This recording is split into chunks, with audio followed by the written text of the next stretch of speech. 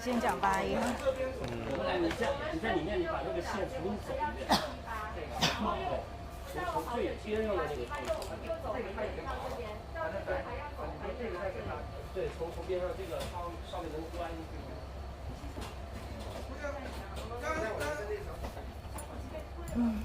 刚刚师傅也是跟我说在 P8 有进摩车的啊。对，但是 P6没有。哎，什么时候开始跟我们给一声啊81马上就要飞了。你有长通吗？那我就不。家里准备退流了，咱们情况怎么样？我们能听到解说吗？中文的。听不了。那家里退流了。自生自灭。44了是吧？对。但是它开幕式延迟开始了，所以我也不确定它这个飞行表演会不会延迟。主要这个是的，我这边信号都很好。都 OK 哈。对，咱们反正上的时候就直接就那个会车。哎。好，家里已经推好了，把那个衣服拿下，那个烟纸再放一下。我们直接讲开场吗？在简单开场。稍等。你们 OK 了不？好，那家里倒计时了啊。好了。可以了吗？等，稍等。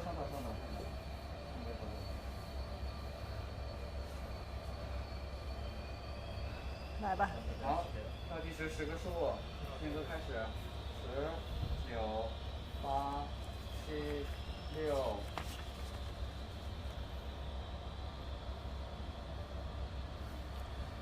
Hello, welcome to CGTN live stream, and also welcome to Airshow China 2022. I'm CGTN reporter Zheng Songwu. And I'm reporter Huang Fei, and we're coming to you live from Zhuhai in southern China's Guangdong province. Starting today, many of China's top weapons and gears for air, land, and sea will be on display. Yeah, today we are turning our cameras to the skies. You know, we have an entire day of flying displays lined up for you, and you will definitely see astounding performances given by pilots using different types of aircraft such as J-20, the most advanced stealth fighter jet, and just to name a few. Yes, and we have an amazing show lined up for you today, so buckle up and enjoy the ride. Right now, as you can see on the camera, 2 jets are on standby. These are from August 1st Aerobatic team. Yes, they are still preparing for takeoff.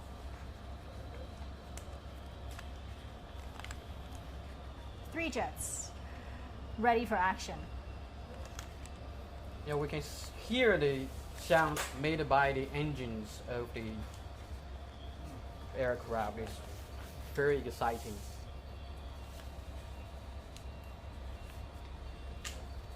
And they will take off in different batches. The first batch is 3 aircraft taking off.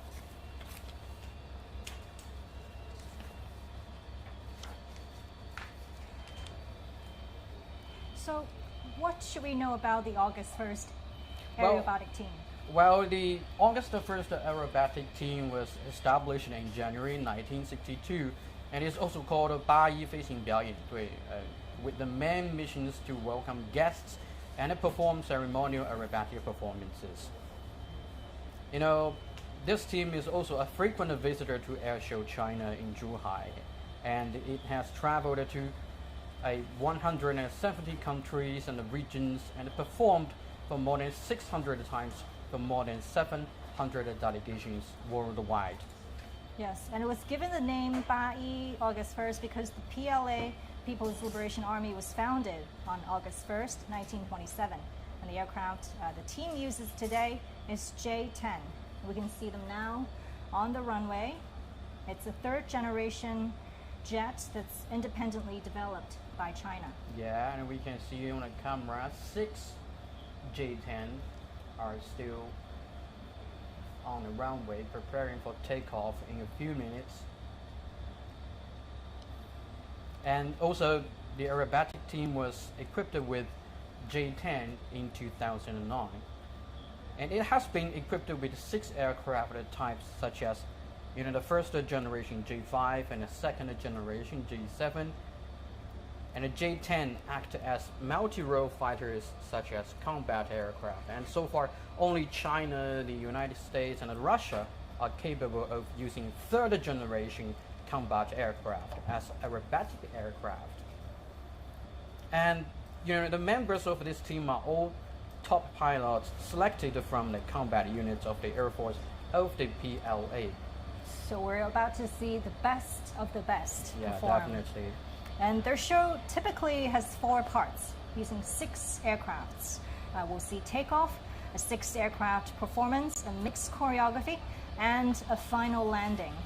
This is how they typically perform. And because these maneuvers are both challenging and visually striking, they're also dubbed dancing on the tip of the knife. The pilots are likened to dancers. And actually, on the way, we saw a lot of spectators attending this exhibition. They just, took their camera and they just came here with their friends. There's a over lot of their parents. attention, especially today on the opening day. Yeah, it's the first day, and it's also the opening day of the Airshow China this year. So what do we know about the Airshow China, or more commonly known as the Zhuhai Airshow? It's the largest airshow in China, and it's been held every 2 years since 1996 in Zhuhai, Guangdong province. That's where we are right now. And it's an event to promote the country's homegrown military and civil aviation technology. Yeah, and also this year's show will include participants from 43 countries and regions, up from 40 a year ago. And military drones, missiles, and airplane engines, and even the full-size replica of the space station will be on display. That's right. And on the military side, the PLA's first large-scale stealth long-endurance drone Rainbow 7 will also be in the lineup later today. And it's an active and the PLA's active service helicopters will also make flying debuts as well. And over 20 types of land equipment will be operated for the show. So it's a very exciting day. Yeah. And also the J-10, the aerobatic is using now. The J-10 fighter jet is a multi-role fighter jet, and it is the transition model of Chinese military aircraft from the 2nd generation to the 3rd generation. And back to 1994, the original J-10 fighter began to be manufactured, and 5 years later, in 1999, the J-10 opened for flight testing. And it was officially commissioned to the Chinese Air Force in 2004. And a year later, the first J-10 fighter with an aerial refueling probe appeared. Yeah. And on November 5th, 2008, it made its first debut at the Airshow in China. The J-10 fighter is derived from single-seat and two-seat models, and the avionics system is also developed and produced by China. So we're going to see a lot of homegrown technology today. The J-10 has also been described as the backbone of the PLA Air Force. As we said, the J-10C, which is a variation, is a single-engine, medium-weight, all-weather jet that can be equipped with 4th-generation air-to-air missiles. Yeah. And because the aerobatic performance is so challenging and visually arresting, it's also considered as the dance on the tip of the knife. Yes. So the pilots are the dancers on the tip of the knife. So we're going to see some aerial ballet today. And we can also see the weather today is pretty good. Yeah, it's been raining all week. Yes, personally I was worried about the weather yesterday. I thought it was going to rain today. Yeah, it's actually quite pleasant this time of year. Usually the Zhuhai Air Show comes with scorching heat. So this year it's more breezy, a little bit cool. Yeah, but even it was raining today, I don't believe our pilots will be dwarfed by the bad weather Exactly. to give up the fantastic and unbelievable performance. using Exactly. different types of aircraft. And yes, they are. The J-10s are designed for all-weather operations. Now, it's also known by the NATO reporting name Firebird, or its Chinese name Vigorous Dragon. The development of this aircraft actually began in 1988 as an answer to the Soviet Su-27 flanker and the MiG-29 Falcon. And speaking of the August 1st or Biennially, the aerobatic team, the team participated in the Aerospace exhibition in Moscow, presenting amazing demonstrations from August 18th to September 1st back to 2013. And they also took part in the air show in Dubai and demonstrated in Pakistan in 2017. On this sort of a close-up shot, we can kind of see the makings of this aircraft. Each has 5 fuselage hardpoints and 3 wing hardpoints, which are designed to carry air-to-air missiles.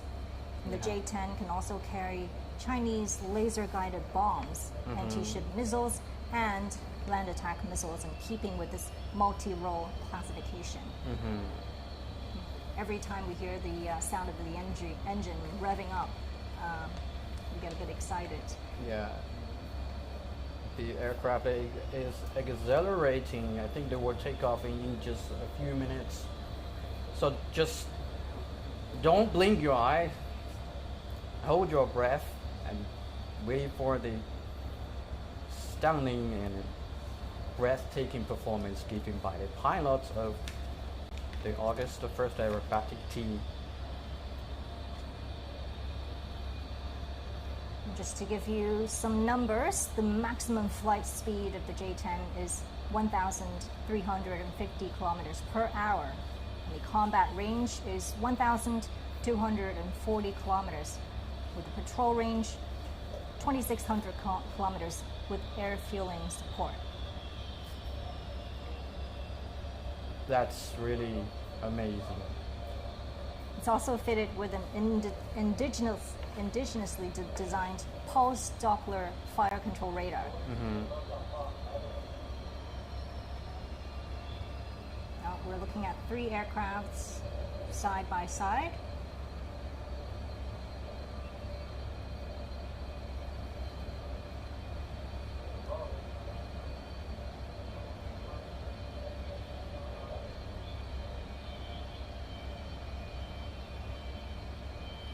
Personally, Wang Fei, it's my first time, At the here Airshow. attending the show, Airshow China, and I was really excited to, come to this exhibition 2 days ago. Right. Yeah, I saw a lot of aircraft such as J-20, J-16, and also Y-20, and Y-20A, and a Y-20. Exactly. So you got to see a range of static display, which is happening on the ground right now as well, surrounded by spectators. Yeah. And we have a very wide range of exhibitions, as we said, weapons and top gear from land, sea, and air, and even space. And also the Y-20 is the largest military transport aircraft, developed independently by China. And usually it's only on a static display, but this year, for the first time, it's also going to take to the skies, which is something we're really looking forward to in today's flying display.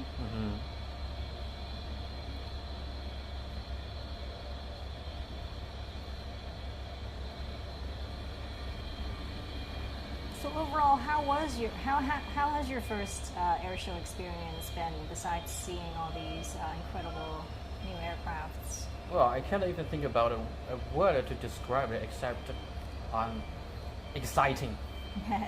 Just exciting. I am excited, and the exhibition is exciting. Yeah, and I think it's it's one thing watching footage of these performances and aircrafts soaring to the skies on TV. It's Yeah. really another thing actually standing next to Yeah, them yeah. and just feeling how small you are compared to these massive engines. Yeah, I was here 2 days ago. I focusing on the Y20, and I really felt I was so tiny standing next to it because it was so huge. It's about 47 meters long and as tall as a 5-story building. Wow.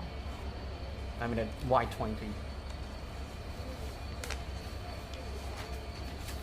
Well, again, the J-10 fighter jet is a multi-role fighter jet, and it is the transition model of Chinese military aircraft from its second generation to the third generation. And it's designed by the Chengdu Aircraft Design Institute.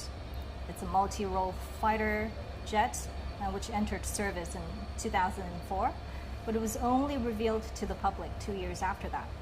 Mm-hmm. I mean, obviously, a lot. These fighter jets are kept very much under wraps Yeah. for security reasons, and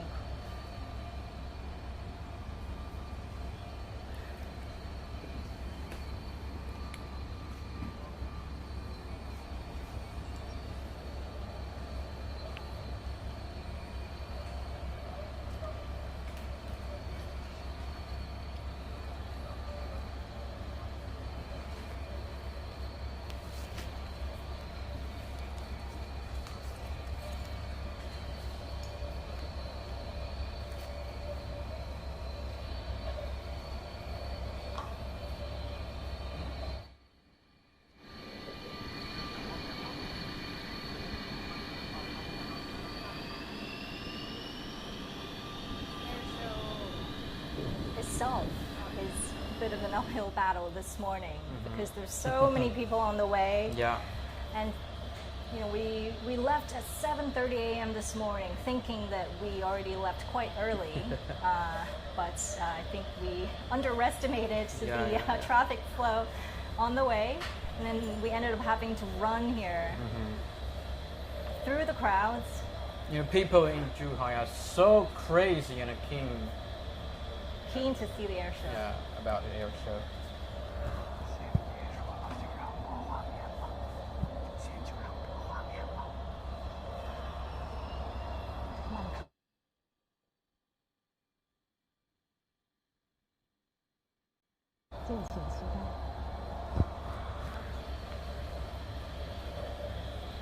So it's going to take a while before the show actually begins.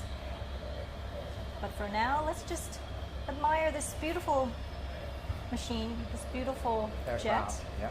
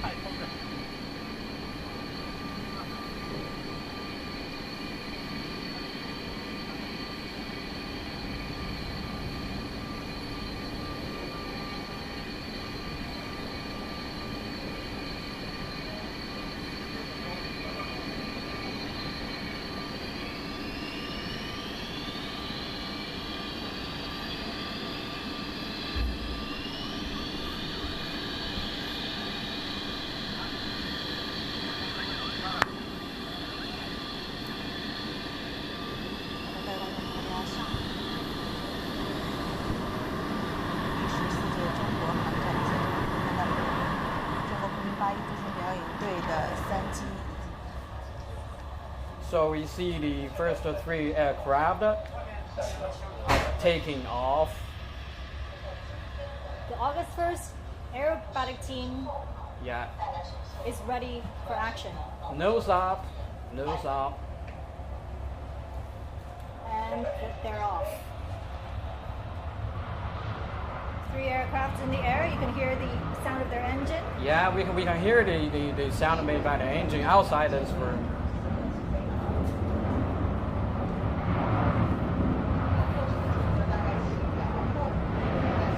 It feels somewhat different from, I'm just sitting in a room and hearing the sound made by the engines. Yeah. It's somewhat different from watching from the TV. And they will perform for 20 minutes. And just notice how quickly they got up into the air. Yeah. Within seconds, they were airborne. And this is crucial in combat because the longer you stay in low altitude, the more easily you're detected by enemy or more vulnerable to ground weapons. Now, all 6 aircrafts are airborne.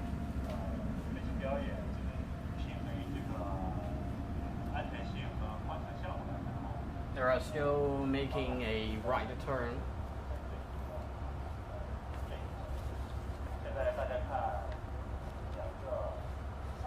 Oh, they're making a formation now.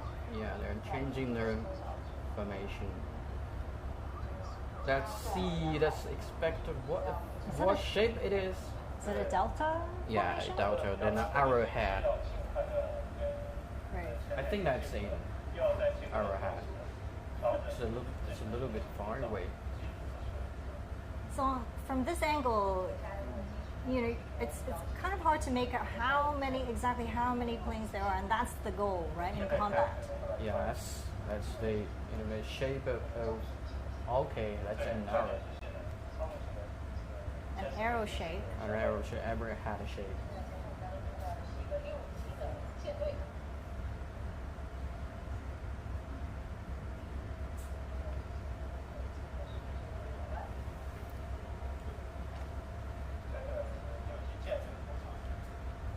As we said, we're going to see takeoff, a 6 aircraft performance, a mixed choreography, and a final landing. We're at the first stage of the performance right now. Now, Okay, colorful fumes. they are releasing smoke. Now 6 aircraft are releasing 6 thick plumes of smoke are flying together. And it's the second stage.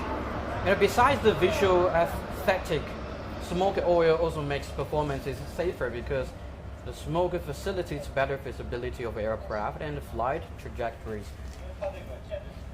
So pilots can gain better control of the flight situation and the positioning of the other aircraft when flying in formation consisting of 6 aircraft. And I think they are again changing their shape. And let's see what a shape we're going to be.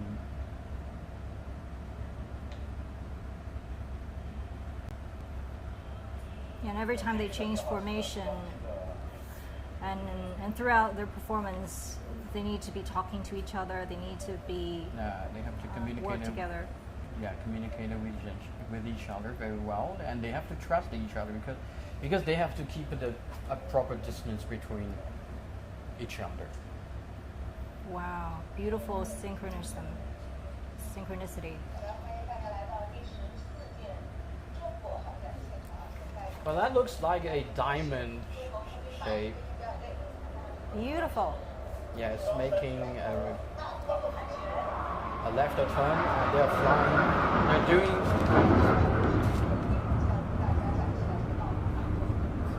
a left turn. This looks like a loop in the sky, and they're Beautiful paintings using different colors of smoke. And if you're just tuning in, we are live from Zhuhai in Guangdong province. This is Airshow China 2022. Yeah, it's also the 14th China International Aviation and Aerospace exhibition, and what we see now is the performance of the aerobatic team August the 1st.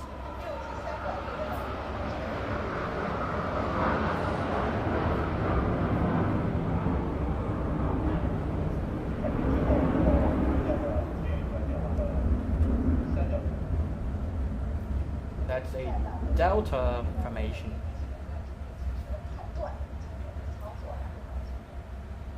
All these formations are actual combat formations and maneuvers. Yeah. And this is a great opportunity to see how far they can push the jets.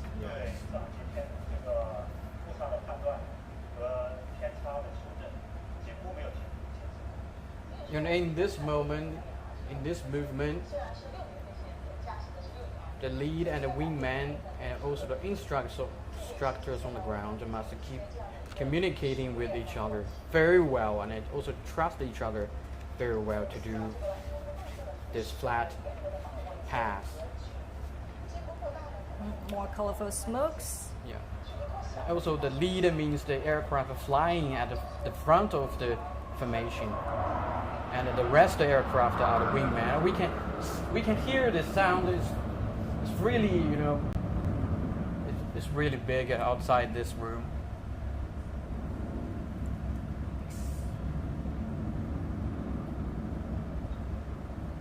And I'm sure the spectators, as we can see on the camera right now, are excited to see them, or excited to watch this show. There's a lot of static display just underneath. Yeah, many people, many spectators are rushing here, taking photos, using their phones.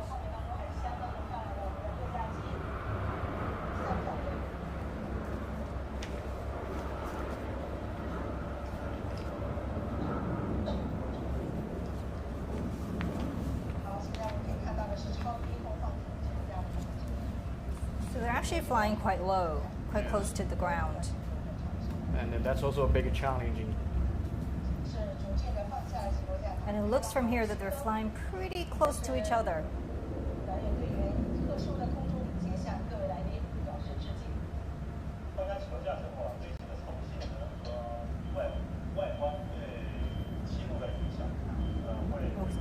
As we mentioned earlier, the jets they're flying is the J-10, which has been described as the backbone of the PLA Air Force. It's a single-engine, medium-weight, all-weather jet that can be equipped with fourth-generation air-to-air missiles. So they're not just interesting and beautiful to look at, they're also very powerful weapons. Yeah.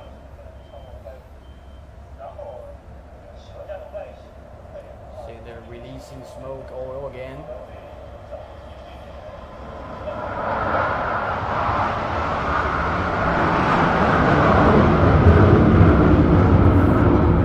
Well, we can really hear the sound of the engines made by the aircraft. Well, I think it's a great pity that our spectators in front of our TV or cell phone cannot hear the sound. Just now I could even feel the ground shaking a Yeah, the little ground bit. is shaking. Yeah. And my heart is shaking too.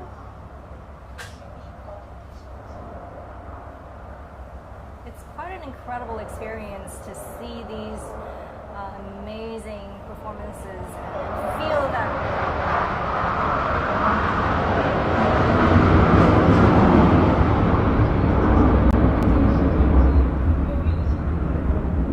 The sound sounds like thunder. Yes.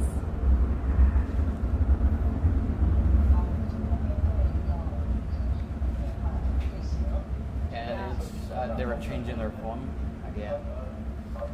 And I suspect what the next shape is.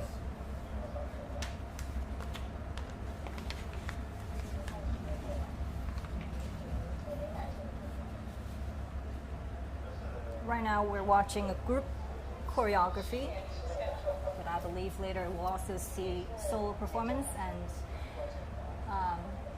choreography in pairs. 6 aircraft.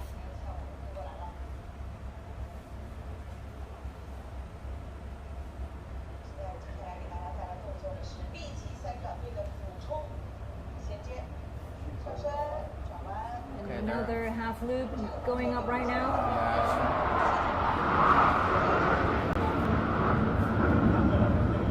Every time they take a steep climb up, the pilot tend to bear a lot of weight. They made a rather vertical climb while turning right.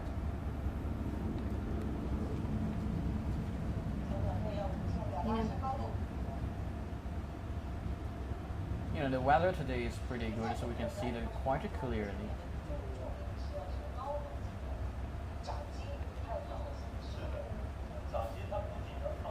So the commander needs to be in control of the performance, and it's important that they work as a team. As we said, it looked like they're flying really close to each other, but in actual combat, the distance is a little bit wider. Yeah. And we can see on the camera the aircraft flying at the front of the formation is the lead.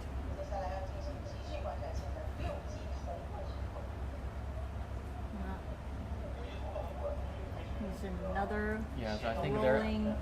I think they're going to do a rolling at the same time, and the 6 aircraft are rolling at the same time. Okay, Wow. Yeah. They're rolling at the same time.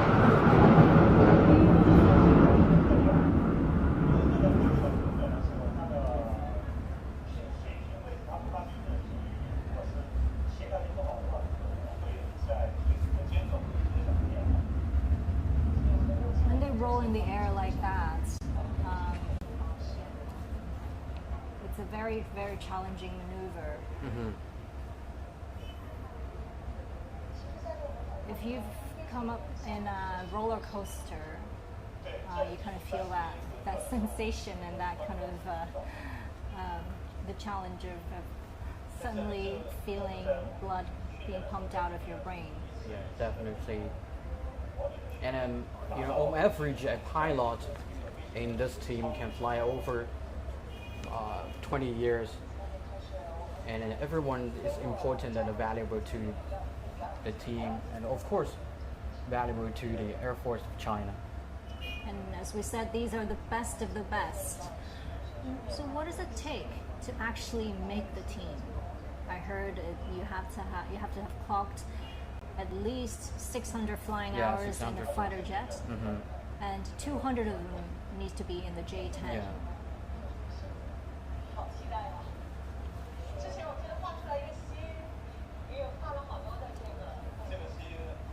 It looks like they have more moves, different moves from last year. Oh, this is another move. It's separating 2 groups. One consists of 2. There are flying, Wow. 2 flying to each other.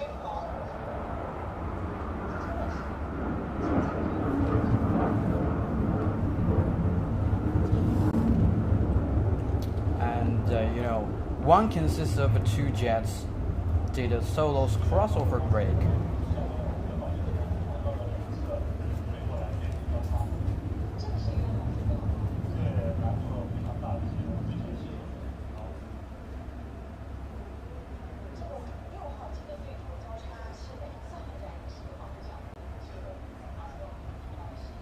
Well, I think they're going to do the opposing knife edge pass.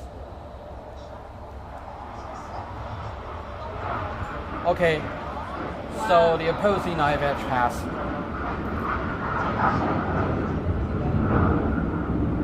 So which means the wings will be virtually tilted and the top side is visible to the crowd, but at a very fast speed. So I mean, the speed of each aircraft just now was about 700 kilometers per hour. So it's very fast and breathtaking. And this move also tested the ability and the courage of the pilots in close range air combat.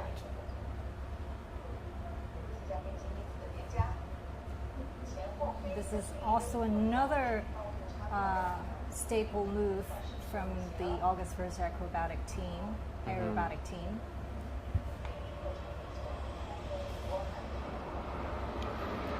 And we see 4 aircraft that flew over with a, height difference of 2 meters between each one. Very close to each other, so you have to have a very good situational awareness. Yeah, and also the technical skills. Now go back into a diamond shape. Diamond shape.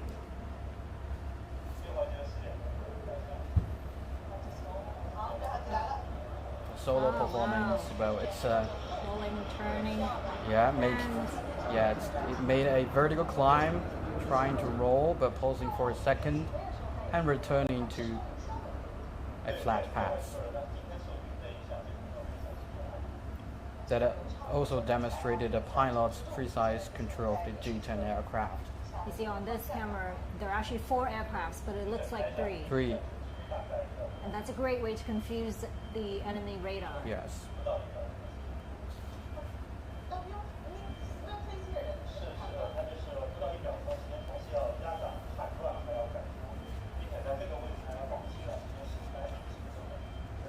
Because the diamond shape plays an important role in actual combat. Because due to the limited resolution of a radar, it's easy for the enemy to mistake multiple aircraft as only one aircraft on a radar. Okay, they are still releasing thick plume of smoke, and that's a flat pass, which means they fly in the same flight. 4 aircrafts flying abreast. Yeah. Abreast flying is also a common formation in real aerial combat.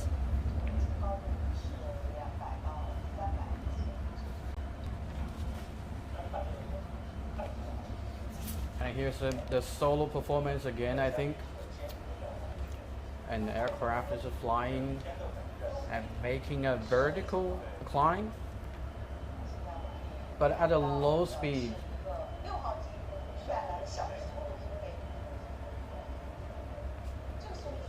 So this is a low speed Yeah. flight, about 200 kilometers per hour, keeping its nose up and it's climbing. Yeah. It keeps its nose up because it has to maintain sufficient lift.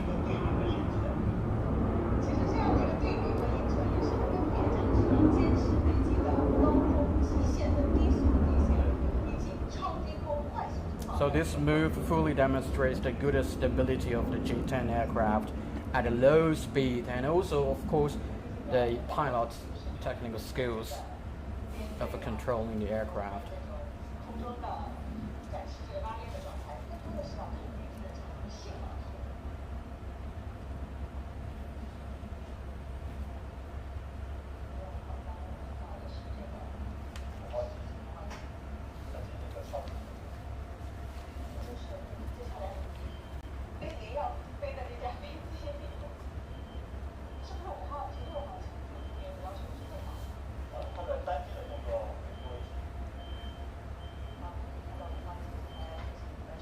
Solo performance continuing.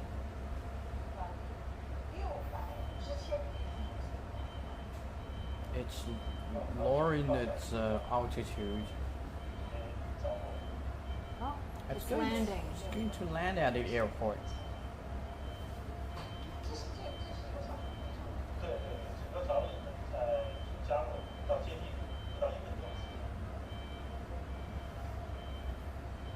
Again, just took just seconds to land on the runway. Now we're looking at a 4 aircraft performance again. One is making a vertical climb, the other is making a vertical climb, 2, and the third 2, and rolling, another is rolling again, and turning right. Wow.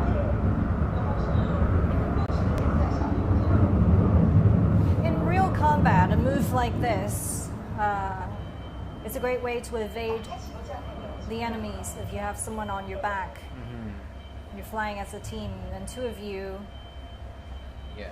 And one thing I think makes a steep climb. it's very challenging is they have to keep the same pace. Yes. And also it's a very challenging for a cameraman to capture the exciting moment, because they have to move the camera very fast.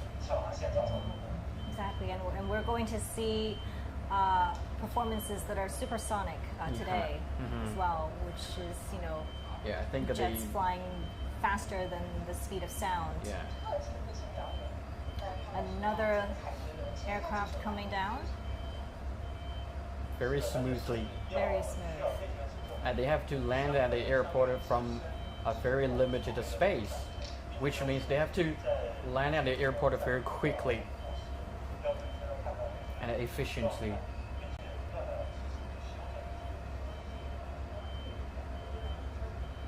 Swift landing is also important in a combat situation. Yes, definitely. And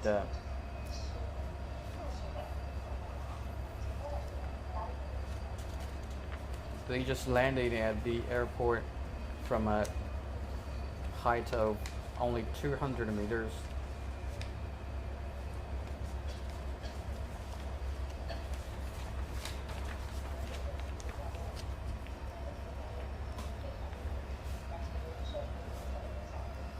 I must say, it's interesting to see an aircraft coming down with a parachute on the tail. Yeah. I really want to talk to the pilot, Yes. on the aircraft, about how he felt in the sky.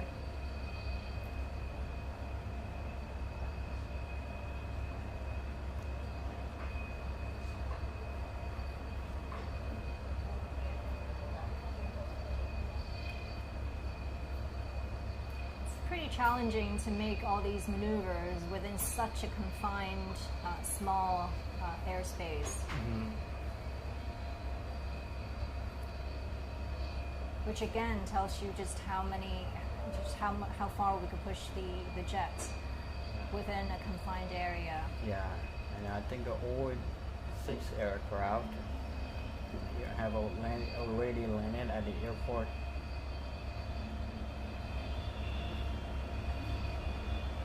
They're just moving back to a place, the starting point of where they came from half an hour ago. Wow. So we could see the pilot.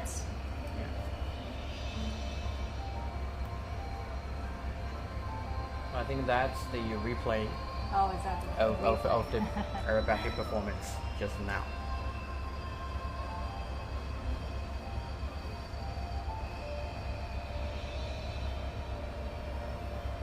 Lots of public interest in their performance.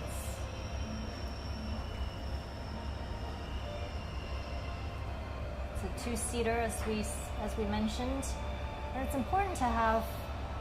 Yeah. Let's enjoy the replay. Yes.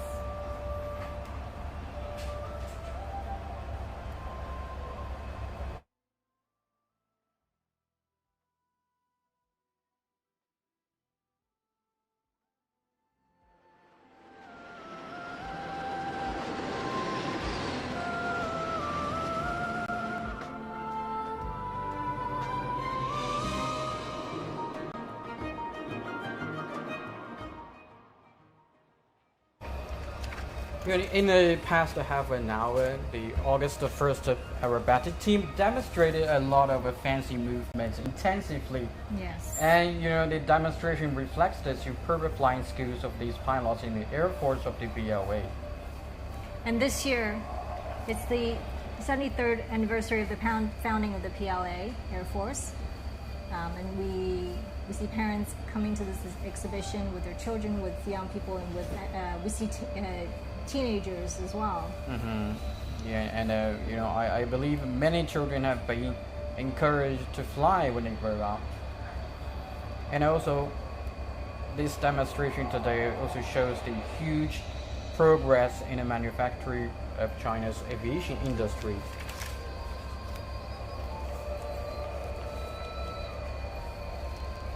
And that will do it for this performance of the aerobatic team. And please stay tuned on CGTN for more about the air show later.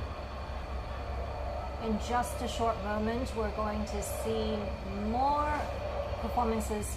Yeah, next is J-20 Stealth fighter jets.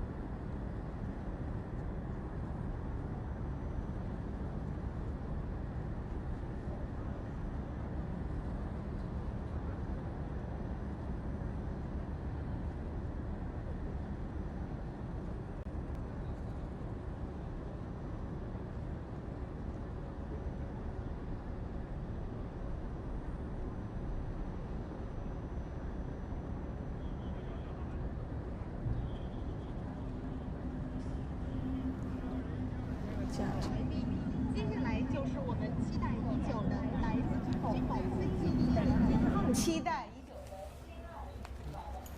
Okay, welcome back, and we're continuing our performance. And what we see now on the camera is J-20. 4 J-20s flying in the sky. They're doing a flight pass, and they're making a ride. One of the most highly anticipated performances of this air show. Yeah. They just made their debut last year. And you know, J-20 is China's home-developed 5th generation stealth fighter jet. It was first reviewed in Airshow China back to 2016. Yes, in Zhuhai. 2016. And it was developed by China's Chengdu Aerospace Corporation. And they completed their first flight test in 2011. And they have a maximum takeoff weight of 37 tons. And a maximum flight altitude of 20,000 meters and a maximum flight speed of 2,400 kilometers per hour. Yeah.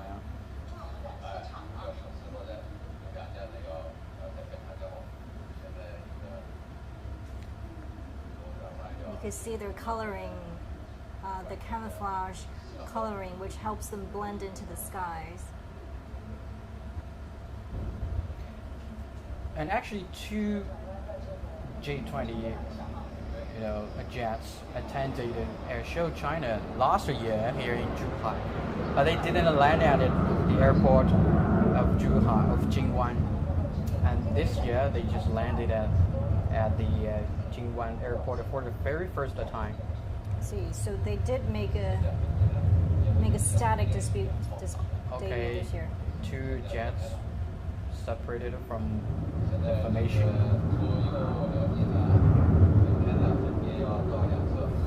You know, we can see on the camera J-20's slender body and wing design reduces the resistance encountered by itself. And say, Wow. opposing Steep climb. knife edge pass again.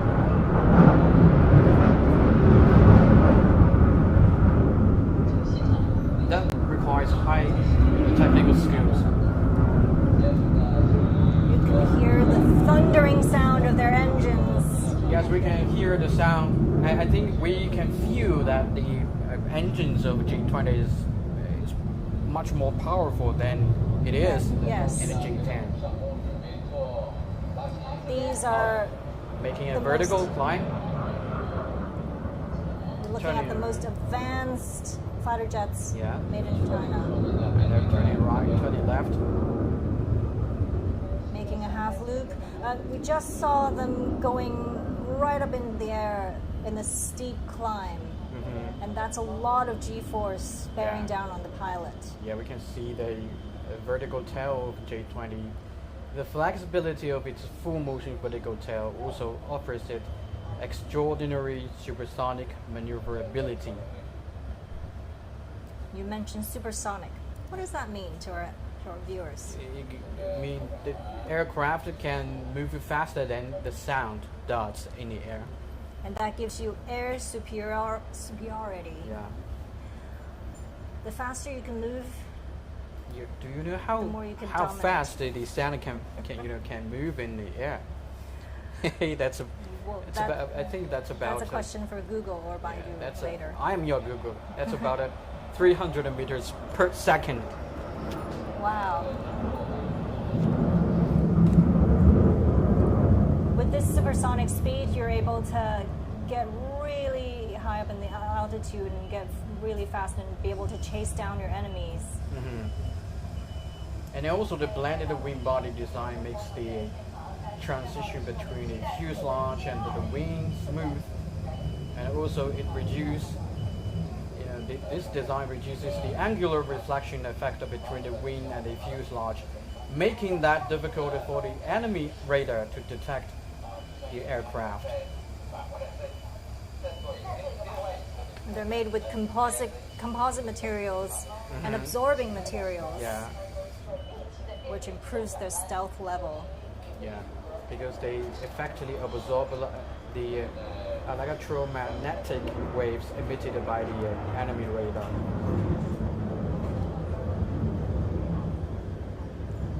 And it's worth noting that the engine, the turbofan 10 engine, or WS10, is also China's first turbofan engine with independent intellectual property rights, Yes. And which provides the J20 with more powerful thrust and helps it fly higher, faster, and further. Yep.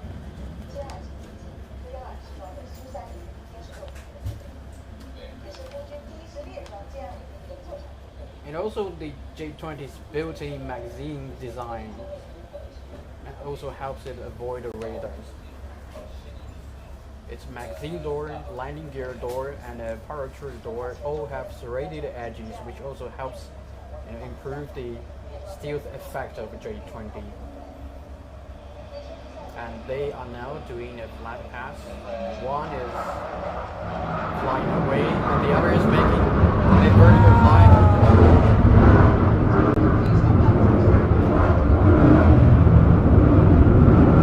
That's a supersonic speed. You can see the air passing through the fuselage.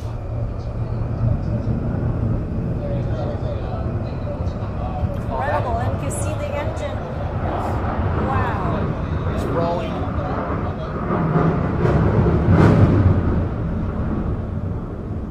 It's rolling again, turning left, and the spectators on the ground must be very excited to see this. Because they conducted more movement than they did last year. Showing off Wow, all look the at new the moves. smooth fuselage. Beautiful. Turbofan engines. The twin engines. Yeah, while Wow. it's making a vertical climb and rolling.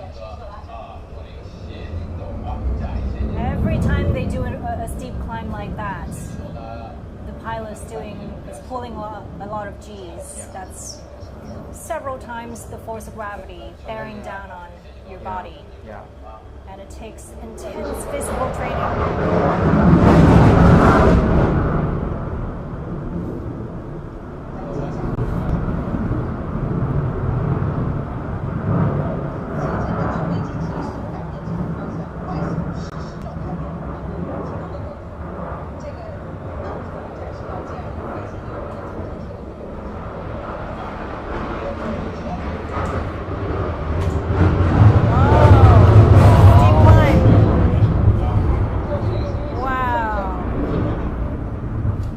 Even can't hear what you said because of the sound of the engine. It's like going up on a roller coaster, but in a fighter jet. Yeah, that sound effect makes people feel it's powerful. Oh, it's rolling again. More rolling. It keeps rolling. Four. Beautiful. It's wing over. Right. That's a wing over. Right. Yeah. I mean, it's dizzying just to look at the moves. And I understand that in order to counter the G-force, pilots actually train in centrifuges where they it's like you're sitting on the edge of a clock and they just spin you. Yeah. So And then it kind of trains your body to counteract. Wow. That's probably 9 Gs, right? Yeah. That looks like an arrow penetrating to the sky, to the cloud. Yeah, that move. That's at least a 9G maneuver.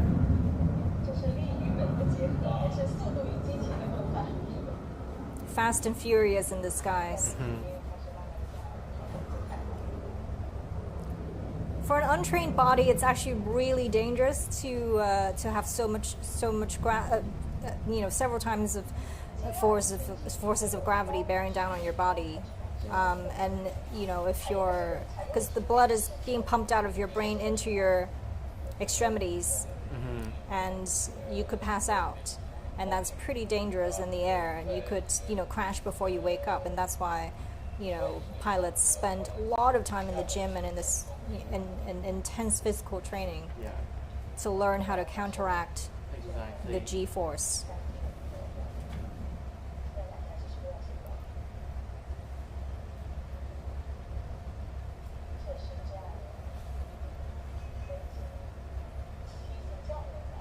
Now we're seeing a second aircraft joining the first performance.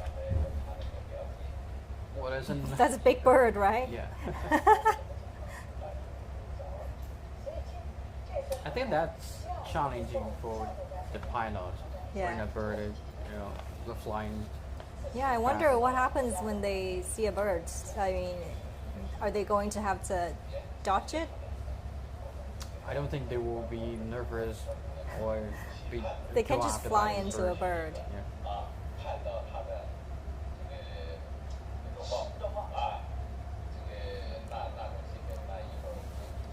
Are those landing gears? Yeah, so they are going to land at the airport because the gears are lower in and out.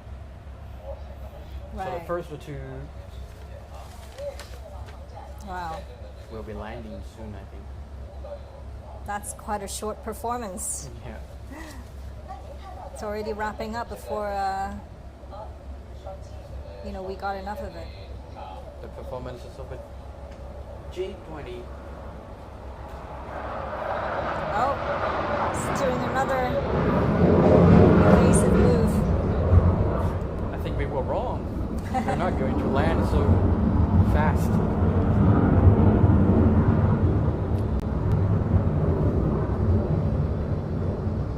But I think, these are definitely landing gears. Yeah. It seems like they are also simulating a scenario where, you're searching for a runway and then you got Yes, someone yeah, on your yeah. six. You have to make an emergency climb to escape and to survive. And then now you're circling back, trying to find a place to land. Yes, we can see that clearly the fuselage of the J20. And of course, the J20 doesn't, work alone. They work with other aircrafts as well. Yeah, it's landing. We can really see the transition between the fuselage and the wings move. Wow. It's a very, very pretty parachute.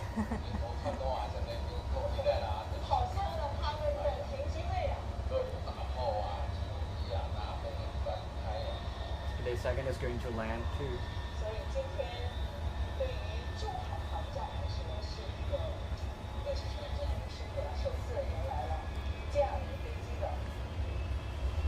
This is quite a historic moment. I mean, I think at the last air show, the J20 actually never landed at the Zhuhai air show. This is the first Yeah, time that's the first time. we see them on the ground.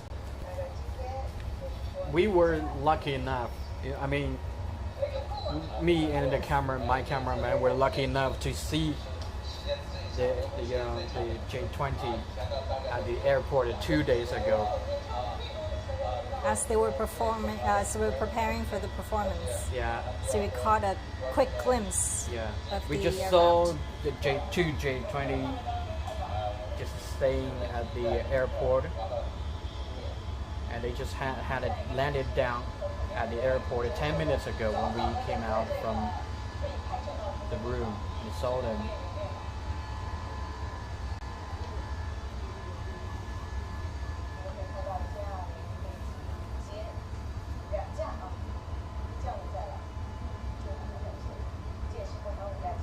So we saw 4 aircraft at the beginning of the performance, but only 2 landed. Yeah.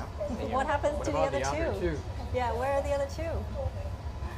I think they're still performing.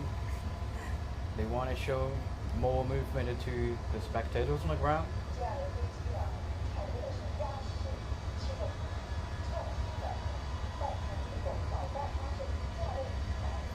In very limited space, the aircraft that are performing aerobatic movement, they have to land at the airport quickly after they align with the runway. And as we said, the J-20 stealth fighter made their debut in 2016 and was enlisted to the Air Force 2 years after that, which, marked a significant step towards our full combat capacity of the Air Force. And in a real combat, landing as quick as possible is also very important.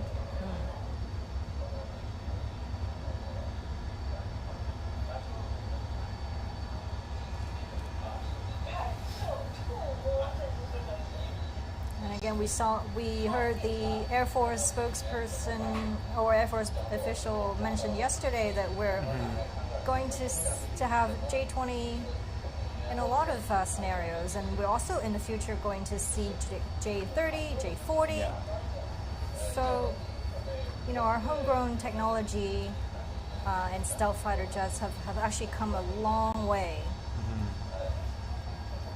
That must be good news for the people who love aerobatic performances.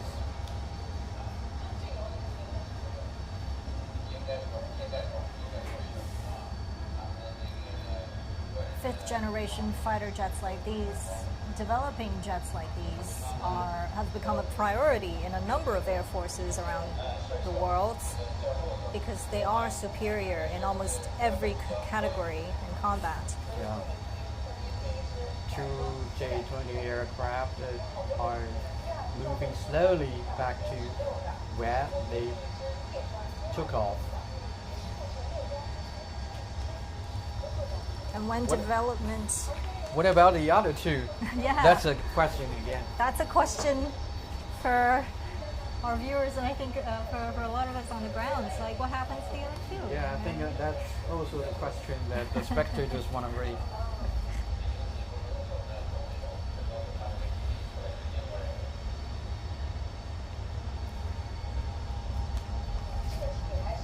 I think they're still hovering in the sky.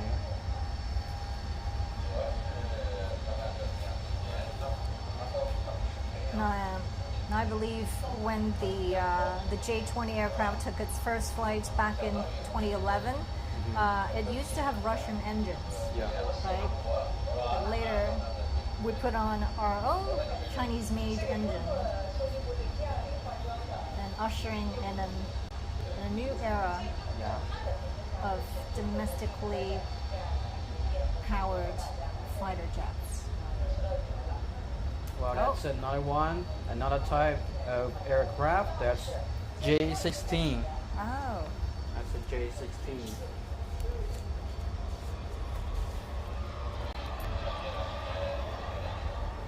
Yeah, we can hear the sound is somewhat different from the J-20. Yes. It's making a right turn at a very fast speed.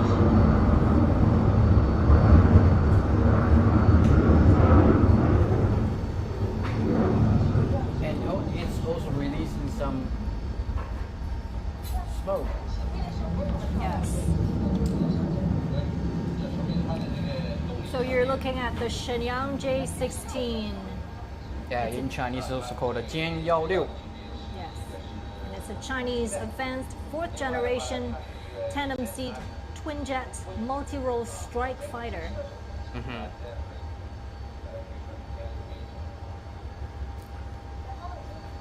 The cockpit is fitted with a helmet mounting the display system to improve pilot's situational awareness. That's high technology.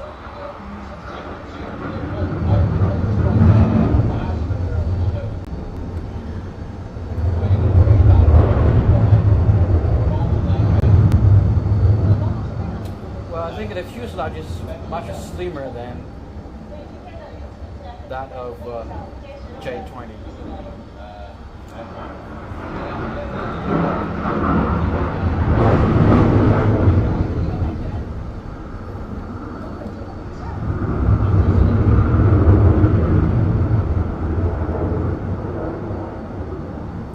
Also, the J-16 is equipped with an AESA radar and is powered by 2 Chinese Shenyang WS-10 turbofan engines.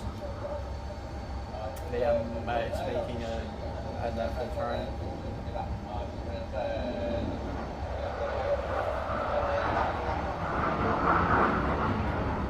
It's rolling now, it's rolling, it's rolling. And the weight is reduced by using composite materials, very much like the J20 that we just saw. Yeah. And it also has an electronic warfare version, which is the J16D, and it was developed in the 2010s and made its debut last year.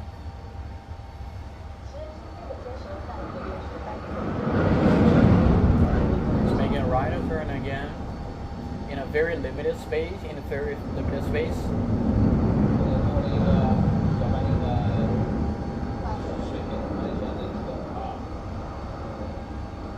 Yeah, we can also see J10 already on the ground.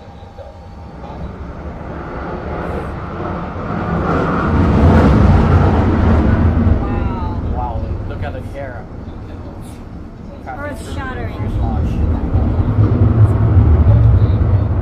It just keeps rolling and turning to show the flexibility of the aircraft, Yes. and also the high technical skills of the helicopter pilots controlling the aircraft.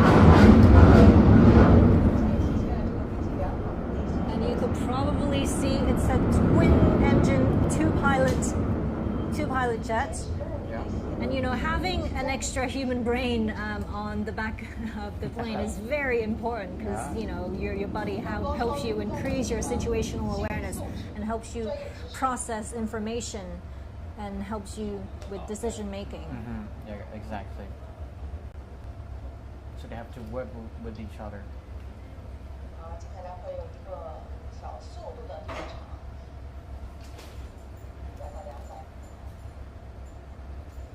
The speed now is about 200 kilometers. It's also a very low speed.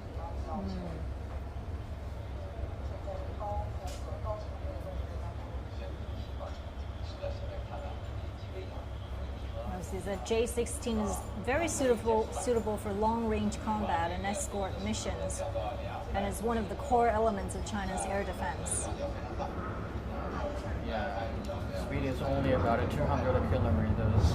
So it's a big challenge for the aircraft to keep it flying at this speed, because the maximum speed of this jet can be over 2,000 kilometers per hour.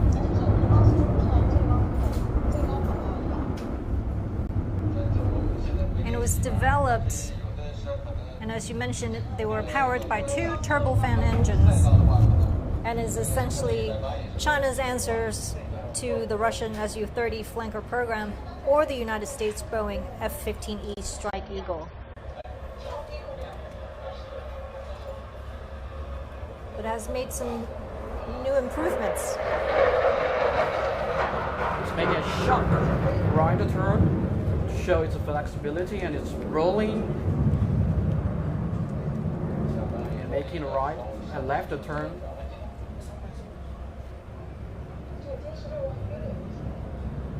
And not only it can make all these swift maneuvers, it could also carry up to 12 air-to-air missiles, along with a 30mm cannon and satellite-guided bombs. Yeah.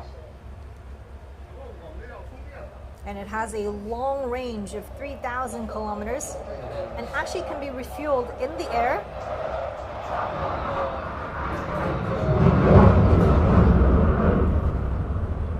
It's rolling and turning right.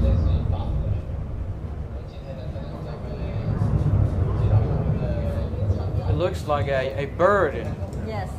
that was, had been trapped in a trap for many days and just released from the trap. And it's flying happily in the sky. Yes. And the J16, compared to its previous variation, has a better radar and fire control system. Wow. Wow. turn it upside down. That's really challenging, I think. Wow, and then another steep climb. Yeah.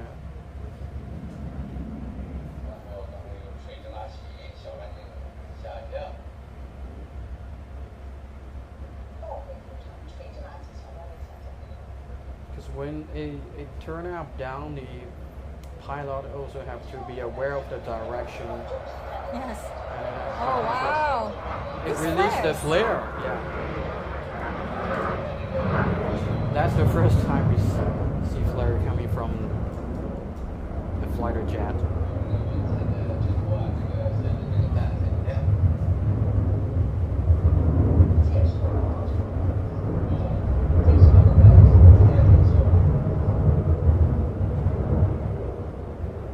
And actually, since September 2020, the J16 has become a frequent. Yeah, it's More flares. It's releasing flare again. And the flare is to make the infrared guided missile seek out the heat signature from the flare rather than the aircraft's engines. Because in contrast to radar guided missiles, infrared guided missiles are very difficult to find as they approach aircraft because they use an infrared homing system. That's a passive weapon guidance system. They do not emit detectable radar and they are generally fired from behind directly toward the engines. So in most cases, pilots have to rely on their wingmen to spot the missile's smoke trail and alert them of a launch. And Oh, the landing gears are down again. Yeah, and also speaking of the flare, flares burn at thousands of degrees Celsius, which is much hotter than the exhaust of a jet engine. So missiles like IR missiles seek out the hotter flame, believing it to be an aircraft. And on the foreground, we can see a lot of people. Yeah, we see the J10, we see the AG60, the 600. And that's the end of the performance for the J16. Exactly, we see the J16 landed at the airport smoothly. This is also the first time apparently they landed at the airport after a performance.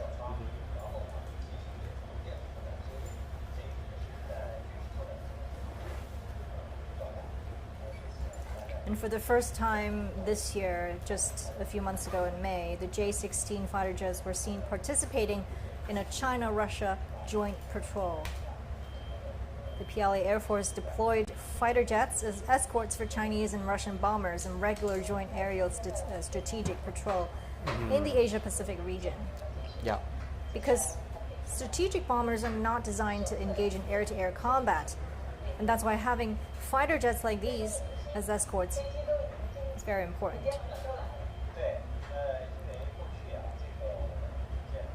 And military commentators say the fighter jets J-16 and 20 are crucial in the face of constantly changing battlefield environment.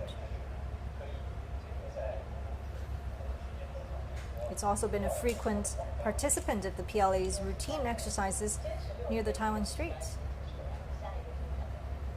Yeah, and the empty weight of J-16 is 17,000 kilograms, and its max takeoff weight is about 30,000 kilograms. Pretty strong. And we just saw the J-20 before that. These two jets actually work together. J-16 complements Exactly. the more advanced J-20 fighter. Because the J-20 uses its stealth capacity to destroy hostile anti-air installations and win aerial superiority, but it cannot carry as many weapons as the J-16, which we're looking at right now. Yeah.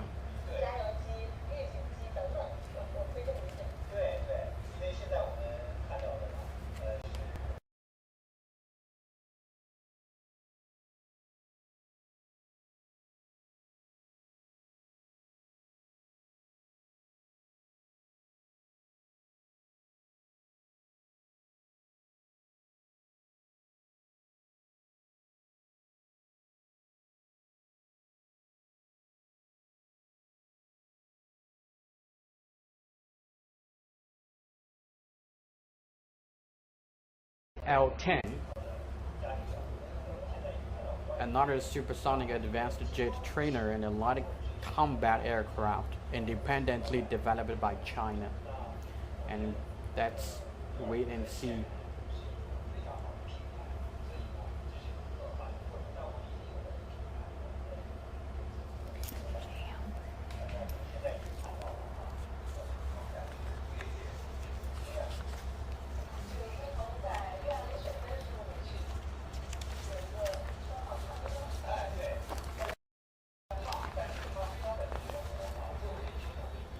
We see the giant is moving on the way. It's also called a kunpeng, which means big bird in Chinese mythology. It is incredible. Really incredible. That's YY-20. Oh, YY-20. Or 运油20.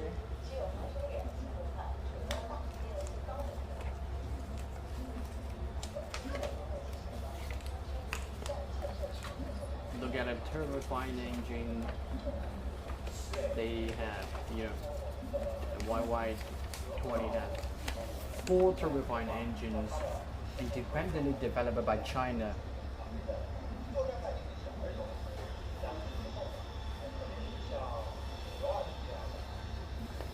Nice close-up shot.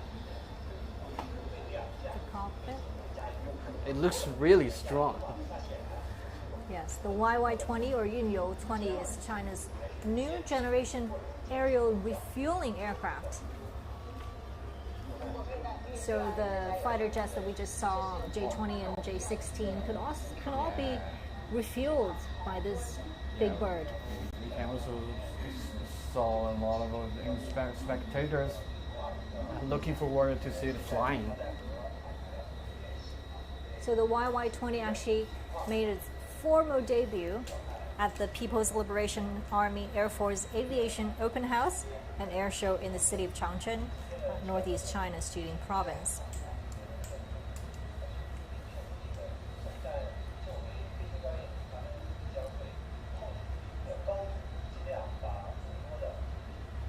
And as we said, it's the YY-20 can have aerial refueling capacity with fighter jets like J-20, the country's most advanced stealth jets, and the J-16, which we just saw at the same time. Yeah, we see the I wonder if we're Orion going to actually see that today, the aerial refueling, because that would be really incredible to see. Yeah, maybe we can see J-20, J-16 again. If that happens, it's moving fast on the runway and going to take off in a few seconds. It looks clumsy, but it moves really fast. Yes. The big bird can fly. Yeah. Oh, it's up. Wow. Wow. Pretty steep, actually. Ooh. We can hear the sound of the engine.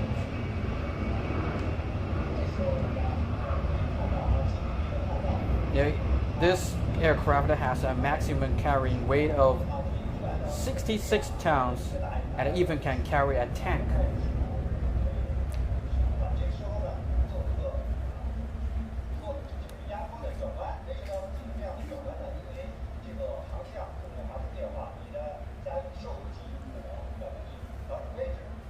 Yes, it's a large transport aircraft. The sheer size of it makes sure that it has high capacity of containing fuel. And actually only the United States, Russia, and China have this capacity. Yeah. The big bird can actually carry over 100 tons of fuel, and half of that can go to refueling other aircraft. You know, refueling one fighter jet in the mid-air is difficult. Oh well, it's turning left, flying toward the spectators, presenting a good angle.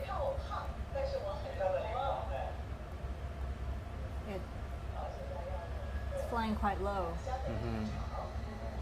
So you said refueling a fighter jet in mid-air is actually very difficult. Yeah. Why is that?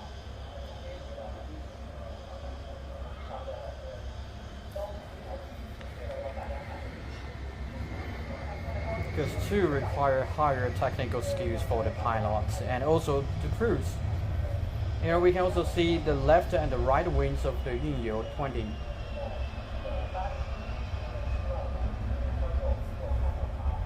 Can we see the refueling pod from here? Yes. Very elegant. The one beside the smaller one beside the two engines is the refueling pod. Yeah, the left and the right wings of the Yunyu 20 are equipped with the refueling pods on its wings. And when refueling, two flying booms are released, which can refuel two main battle aircraft at the same time, such as J-20 or J-16. And also, this has greatly improved the Air Force's long-range maneuverability, long-range attack and defense, and also long-range delivery capabilities.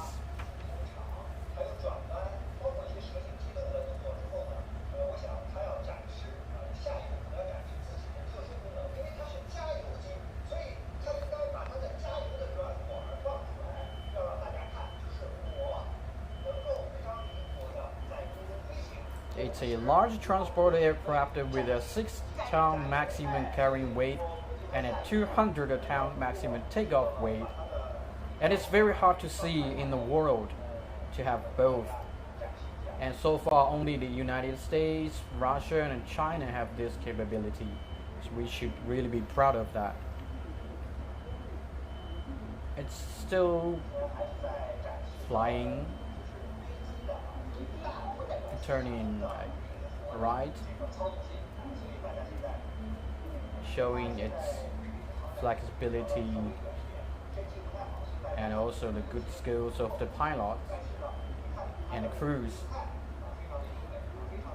It is impressive to see how stable, how steady it is, and Yeah. how smooth it is. Yeah. Such a monstrously huge Such heavy airplane. machines flying in the sky. But it flies very smoothly. Landing gears are down. It's coming. Not yet. No. Not yet.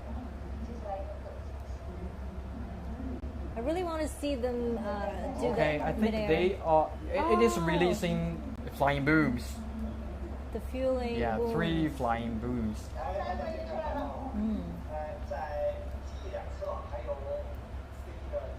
Does that mean they can refuel 3 aircraft Yeah, at the same time? yeah.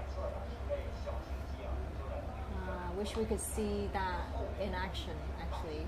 And- 3 fighter jets. Yeah, and also it is said that if this aircraft refuels a J-20, it only takes it 2 minutes to refuel that. Wow.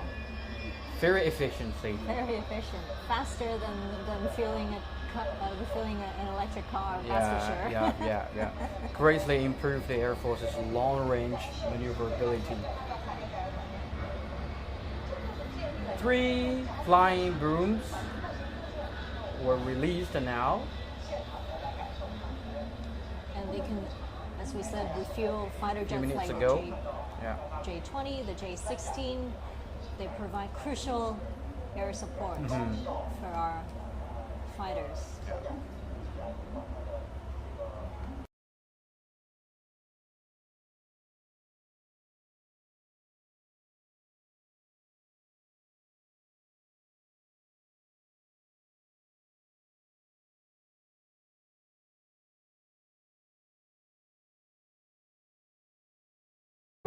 And half of which can refuel other aircraft. 100 tons of fuel. That's incredible. And half of the fuel can refuel other aircraft. That is impressive. We actually the Air Force actually started exploring this technology as early as the 1980s. Yeah. Because at that time, the J7 and J8 were commissioned to the PLA Air Force,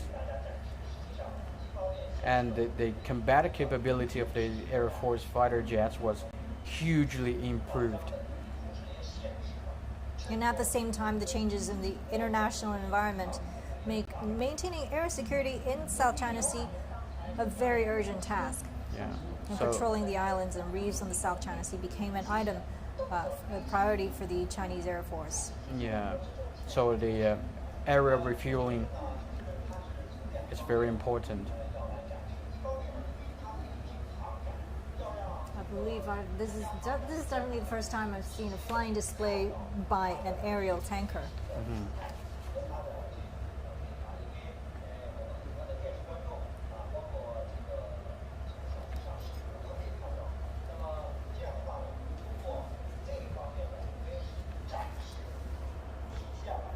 I think most of the spectators, including me, expected to see the YY-20 refuse 3 aircraft at the same time in the sky.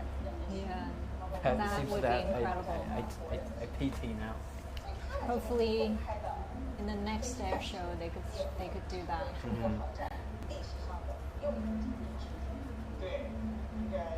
Oh, I think we see the C919 Yes. on the runway. C919 Is on the that runway. coming up next? I wonder. I think you're right. The C919 is preparing for taking off in a few minutes. But I wonder, is the big bird going to land, or is it just going to fly away? I think this is going to land.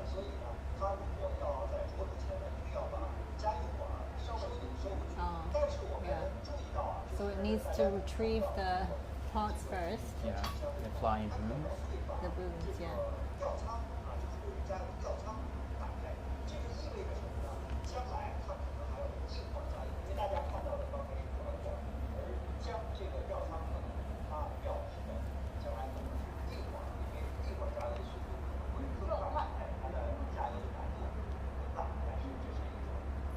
And also, its former version, the Y-20, uses an upper monoplane. Actually, this too uses an upper monoplane and lower mounting engine pod, which means the wings are above the fuselage, and its wing center section does not pass through the fuselage, but is directly connected to it. And this makes the cargo compartment of the YY-20 or Y-20 even bigger to carry more cargo, and keeps the engine away from the ground, reducing debris suction. And this design also allows the aircraft to take off and land normally, even on a gravel runway.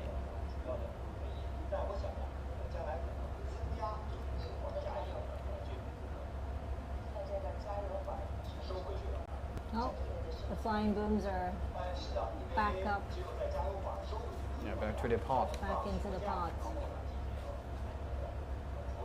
which means it's going to land at the airport very soon.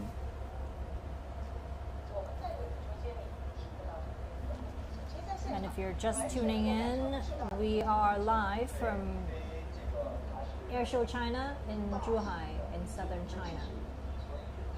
We're in the middle of a flying display. We saw earlier the August 1st aerobatic team, and then we saw J-16 and J-20 fighter jets, and now we're seeing aerial tanker, the YY-20. Yeah, and it's a former version. The Y-20 aircraft has participated in both the parade celebrating the 19th anniversary of the founding of the People's Liberation Army, and also the National Day parade celebrating the 17th anniversary of the founding of the People's Republic of China, as well as taking part in joint exercises and military drills home and abroad. Coming down. Yeah, so landing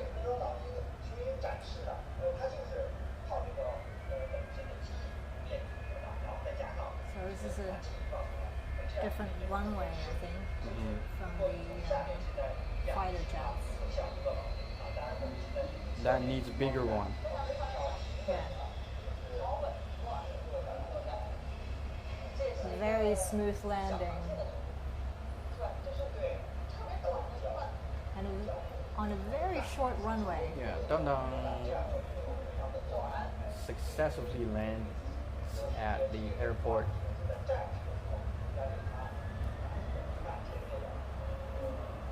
Now, a close-up shot of the big bird.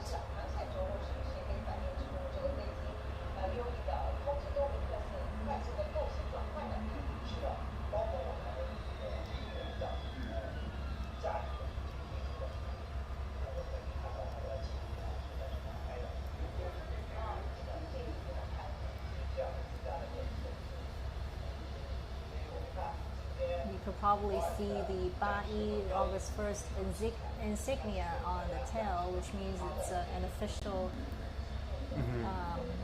soldier, I guess, Soldiers. in the PLA army. Paratroopers. Well, the Y-20 delivered food relief aid, including 3,000 tents to Pakistan in August. And also 6 flights delivered over 100 tons of relief supplies over 3 days to quake-hit Afghanistan in June. And 2 flights also sent over 30 tons of food, fresh water, and tents to Tonga following a volcano eruption there. Now we're looking at a recap, I think. Yeah, that's a recap of J20. For J20, that's a replay. So let's enjoy the highlights of the displays earlier.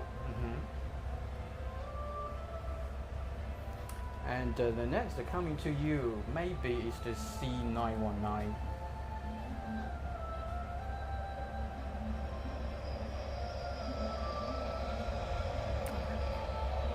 Or JL10 aircraft. So enjoy the highlights, but don't go away. Yeah, stay tuned on CGTN.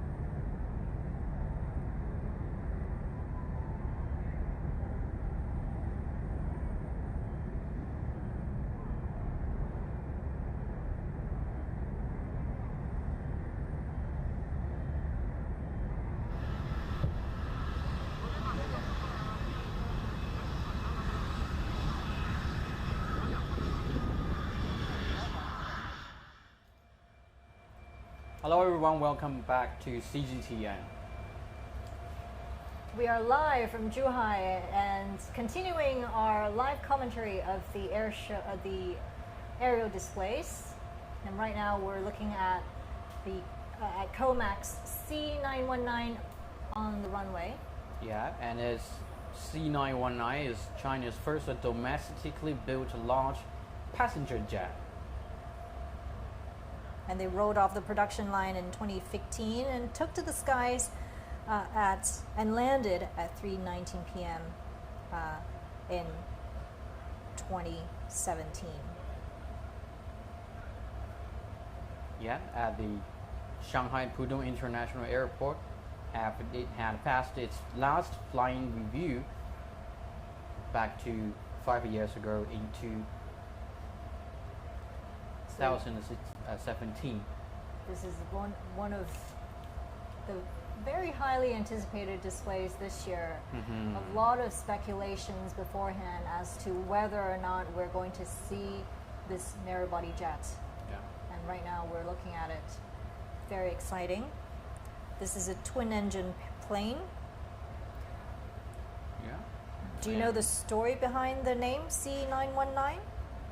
Yeah, you know, C in an aircraft, C919, the C in an aircraft's name stands for both China and COMAC. COMAC, which means Commercial Aircraft Corporation of China. And do you know what 9 stands for? Yes, so 9 symbolizes 9, forever in Chinese culture, and then 19 represents the 190 seats at maximum capacity, and that's why we get the name C919. Oh, that's interesting. So 9 symbolizes forever in Chinese culture, 9. And the giant is still moving on the runway, and I believe it's going to take off in a few minutes. Oh, this is a helicopter. In the foreground, which is probably going to be in the air as well, so we'll look forward to that. But right now, again, we're looking at China's first domestically built large passenger jet making its debut at Airshow China. 今天和我一起来解说的是中国商飞试飞中心的试飞员聂磊。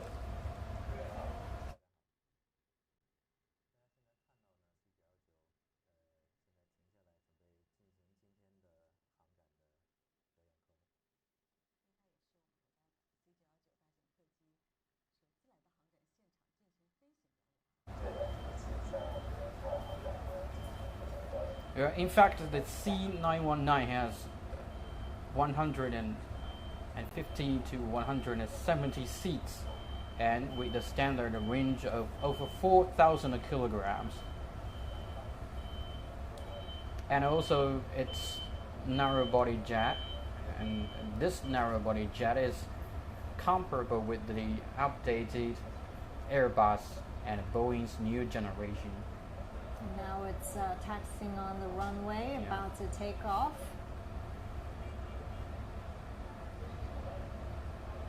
Narrow body jet is called the workhorse of civil aviation. Here we go. No, sir, take you home. Very smooth takeoff.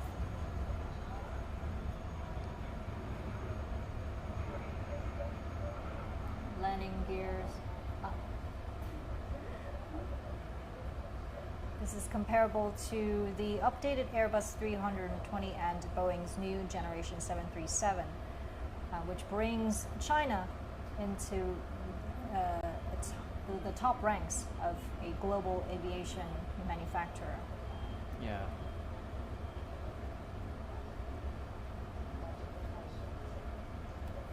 You know, before it takes off officially, this plane carried out its first taxiing test on a wet runway in March in Nanchang, and that's East China's Jiangxi province. At that time, well, that happened in March 2020, and at that time, the 105 prototype tested aircraft of C91C took the test in Nanchang, where 4 sprinklers sprayed the runway to simulate a wet ground environment. And that laid the groundwork for the C919 getting the important certification by Chinese aviation authorities. Yeah, because certification from that department is the final step required for commercial operations. Lots of people watching the show. People are excited. They're so emergent. And in addition to a wet test on a wet runway, it's also been tested under high temperature. And it was flown in Turban, a city known as the Land of Fire in northwest China's Xinjiang Uyghur Autonomous Region. And the high temperature test was back in June 2020. Yeah. People are so immersed in the flying performances of C919. Yeah. Right now it's flying in very cool temperature, but in order to see how good and steady the aircraft is in high temperature, the high temperature test actually lasted for an entire month back in 2020. Yeah, but speaking of Turban in Xinjiang, Turban is renowned for its harsh desert climate, especially its extreme summer. During June and August, the average temperature can surpass 38 degrees Celsius. I was in Xinjiang for many times, so I know that Turban is a good place to do the test. Because it's really hot. It's really hot, yeah. Right. Especially during June and August. That's the summer. And this year we've seen quite a lot of extreme weather events as well as impacts of global warming becomes more severe, and that's why having jets that can counter the impact of extreme weather is important. Yeah.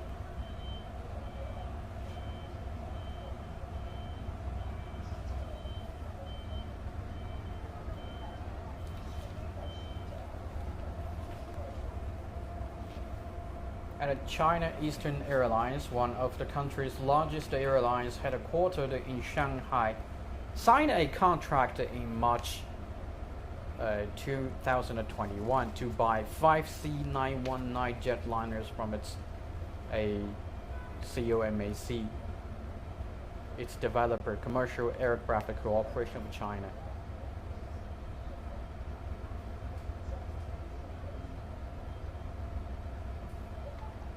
So the brand new planes we put into operation in domestic flight routes, connecting Shanghai and several other major cities, including Beijing, Guangdong, Shenzhen, Chengdu, Xiamen, and a bunch of other cities. Zhuhai or Qingdao, yeah. As we said, narrow-body jets are the workhorse of civil aviation.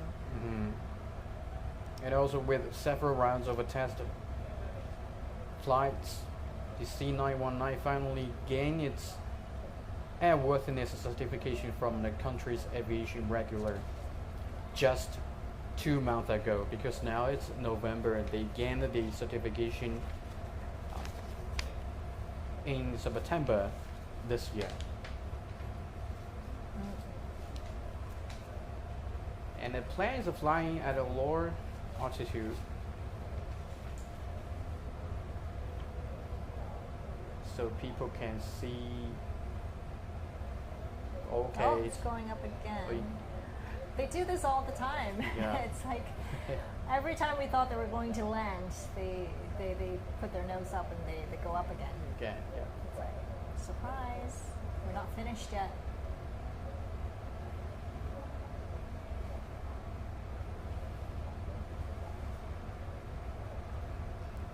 And the chief designer of the C919 said once that the design team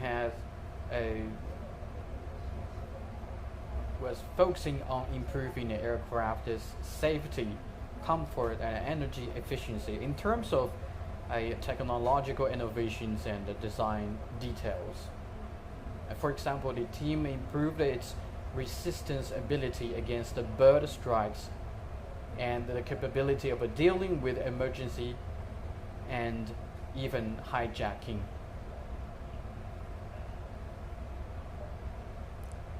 As we said, there's a lot of media attention on the C919, Yeah.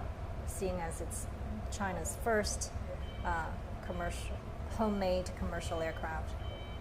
Yeah, and it is said that the first C919 plane will be delivered to China Eastern Airlines in December this year. Hope that serve more people in the future.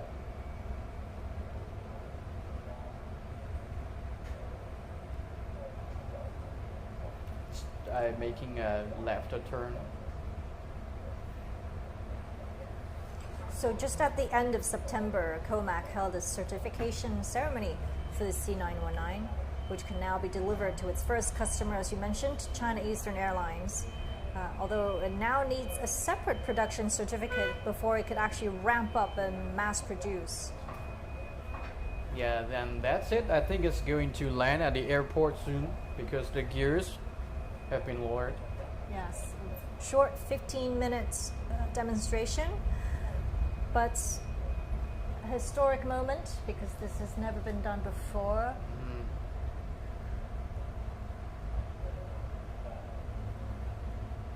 It is its debut in Zhuhai.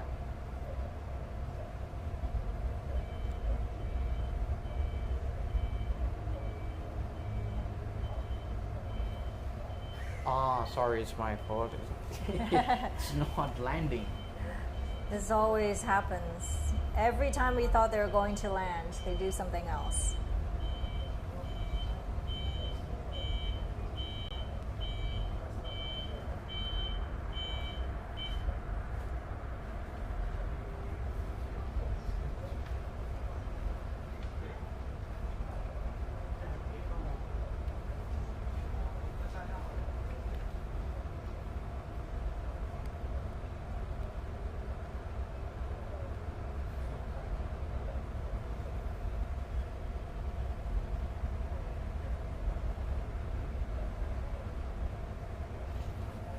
Well, again, it's making a vertical climb. Yes.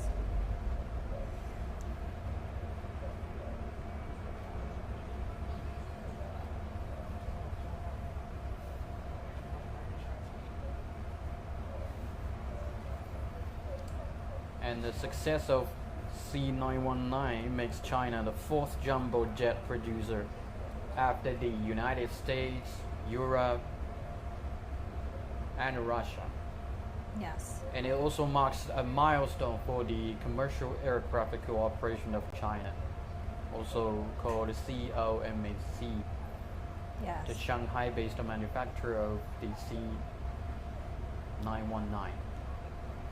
And according to an advisor to the C919 program, China really must be able to build its own passenger jets and then wanting to replace foreign engines as air travel is expected to rise. In 2021, Boeing forecast that Chinese airlines would need 8,700 new aircraft by 2040 at a cost of nearly $1.5 trillion US dollars. So we spend billions of dollars every year buying planes, buying foreign planes. And that's why it's important. That's incredible. Yes. That's incredible.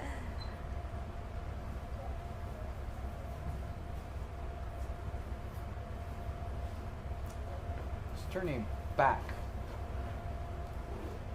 So instead of spending trillions of dollars buying foreign planes, we're seeing the government putting more money towards building our own planes.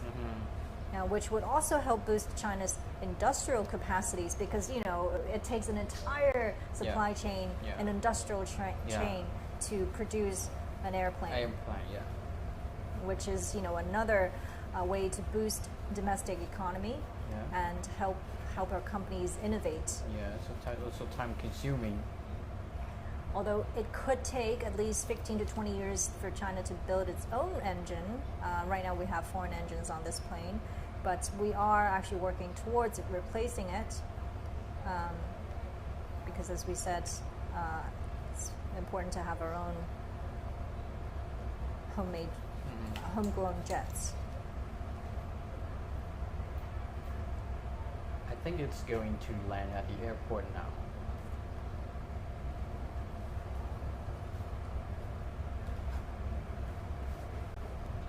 Look at the powerful engines. Very elegant plane.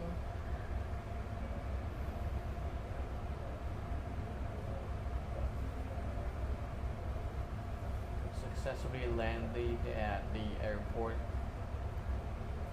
Wow, that wraps up a very successful and historic debut of the C919. In Zhuhai.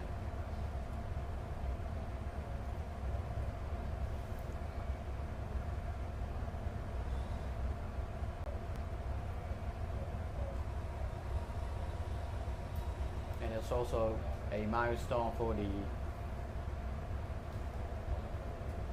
Shanghai-based manufacturer of the C919. Okay, so it's the AG600. 600, the amphibious aircraft. And I believe it's the AG600M, which is a variation of the AG600.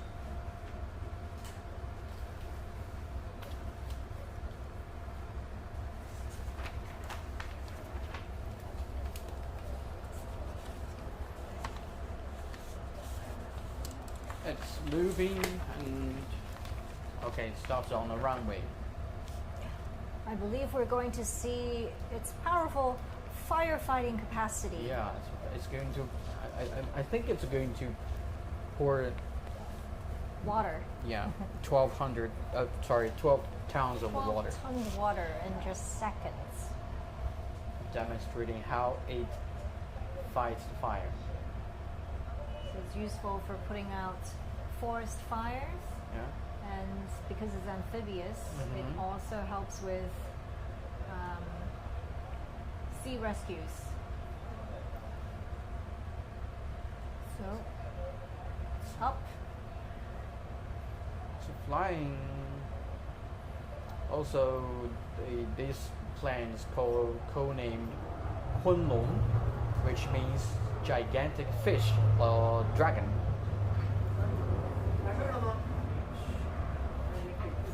The AG600 large amphibious aircraft is seen as an essential part of China's emergency rescue system. It was developed by the Aviation Industry Corporation of China, or AVIC, to meet the needs of firefighting and marine rescue missions and other critical emergency rescue operations.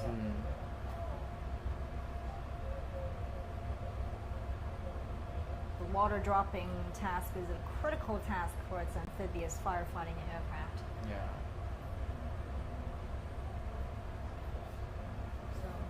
So looking forward to that. Yeah, we believe it's going to do dropping water.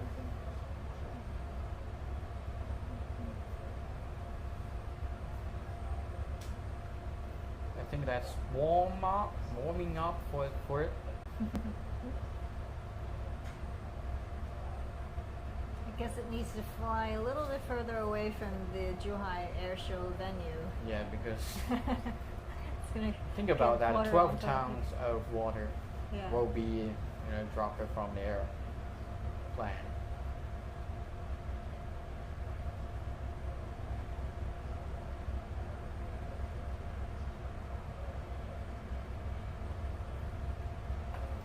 pilot is adjusting its direction. It's controlling. Oh, here we Okay, go. so here we go. The plane is dropping water. Wow. Out it goes. 12 tons of water out in maybe 3 seconds. Yeah.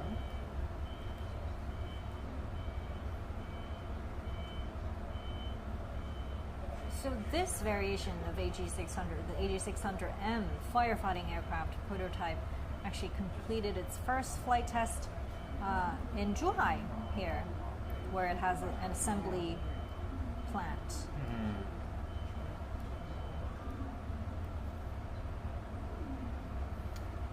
It's a amphibians aircraft, which means it can be used both in water and then, on the land.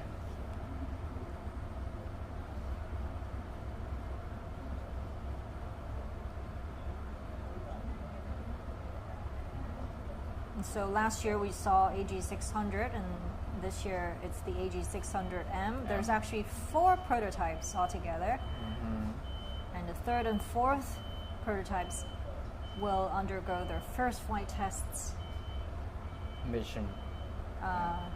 in November and early next year.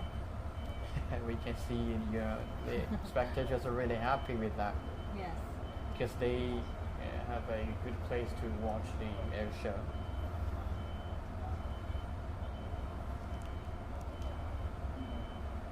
It's turning left. I think it's going to drop water again because it carries about 12 tons of water.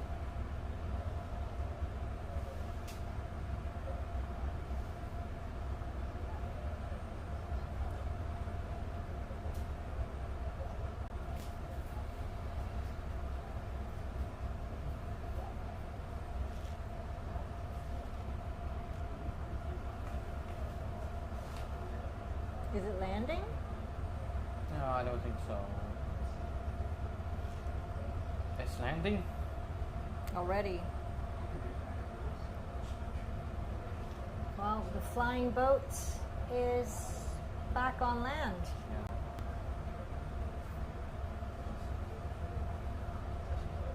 It was somewhat different from the aircraft that we saw before. It lands at the airport very slowly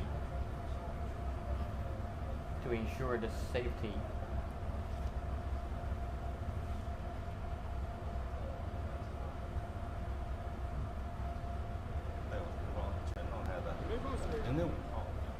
This year. Yeah, a very short and a simple demonstration. Yes. But it's 5 years in the making. Yeah. The assembly of this aircraft started in 2014 and made its first flight, as we said, in 2017. Yeah. And that also shows the innovation and also the hard work the team member had put in.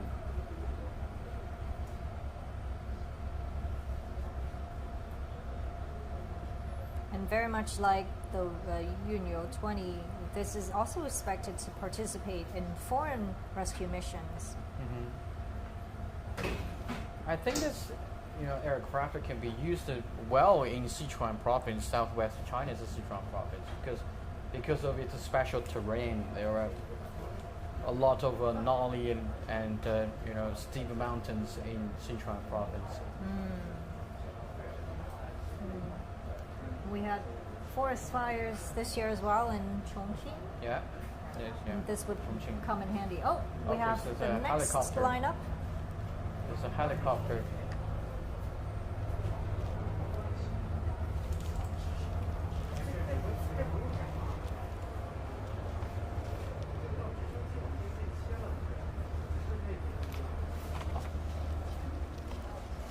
Hello.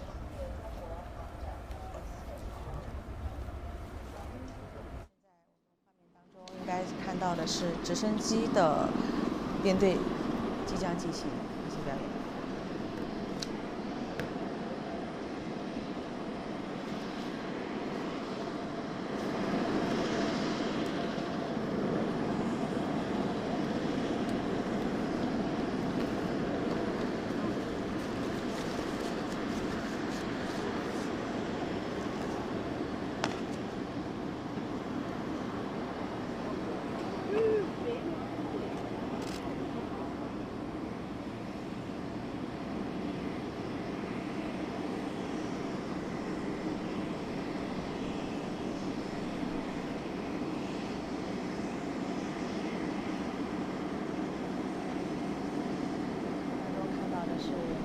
第14届中国航展的前方的信号，我们现在看到的是，陆军航空兵直升机已经起飞了。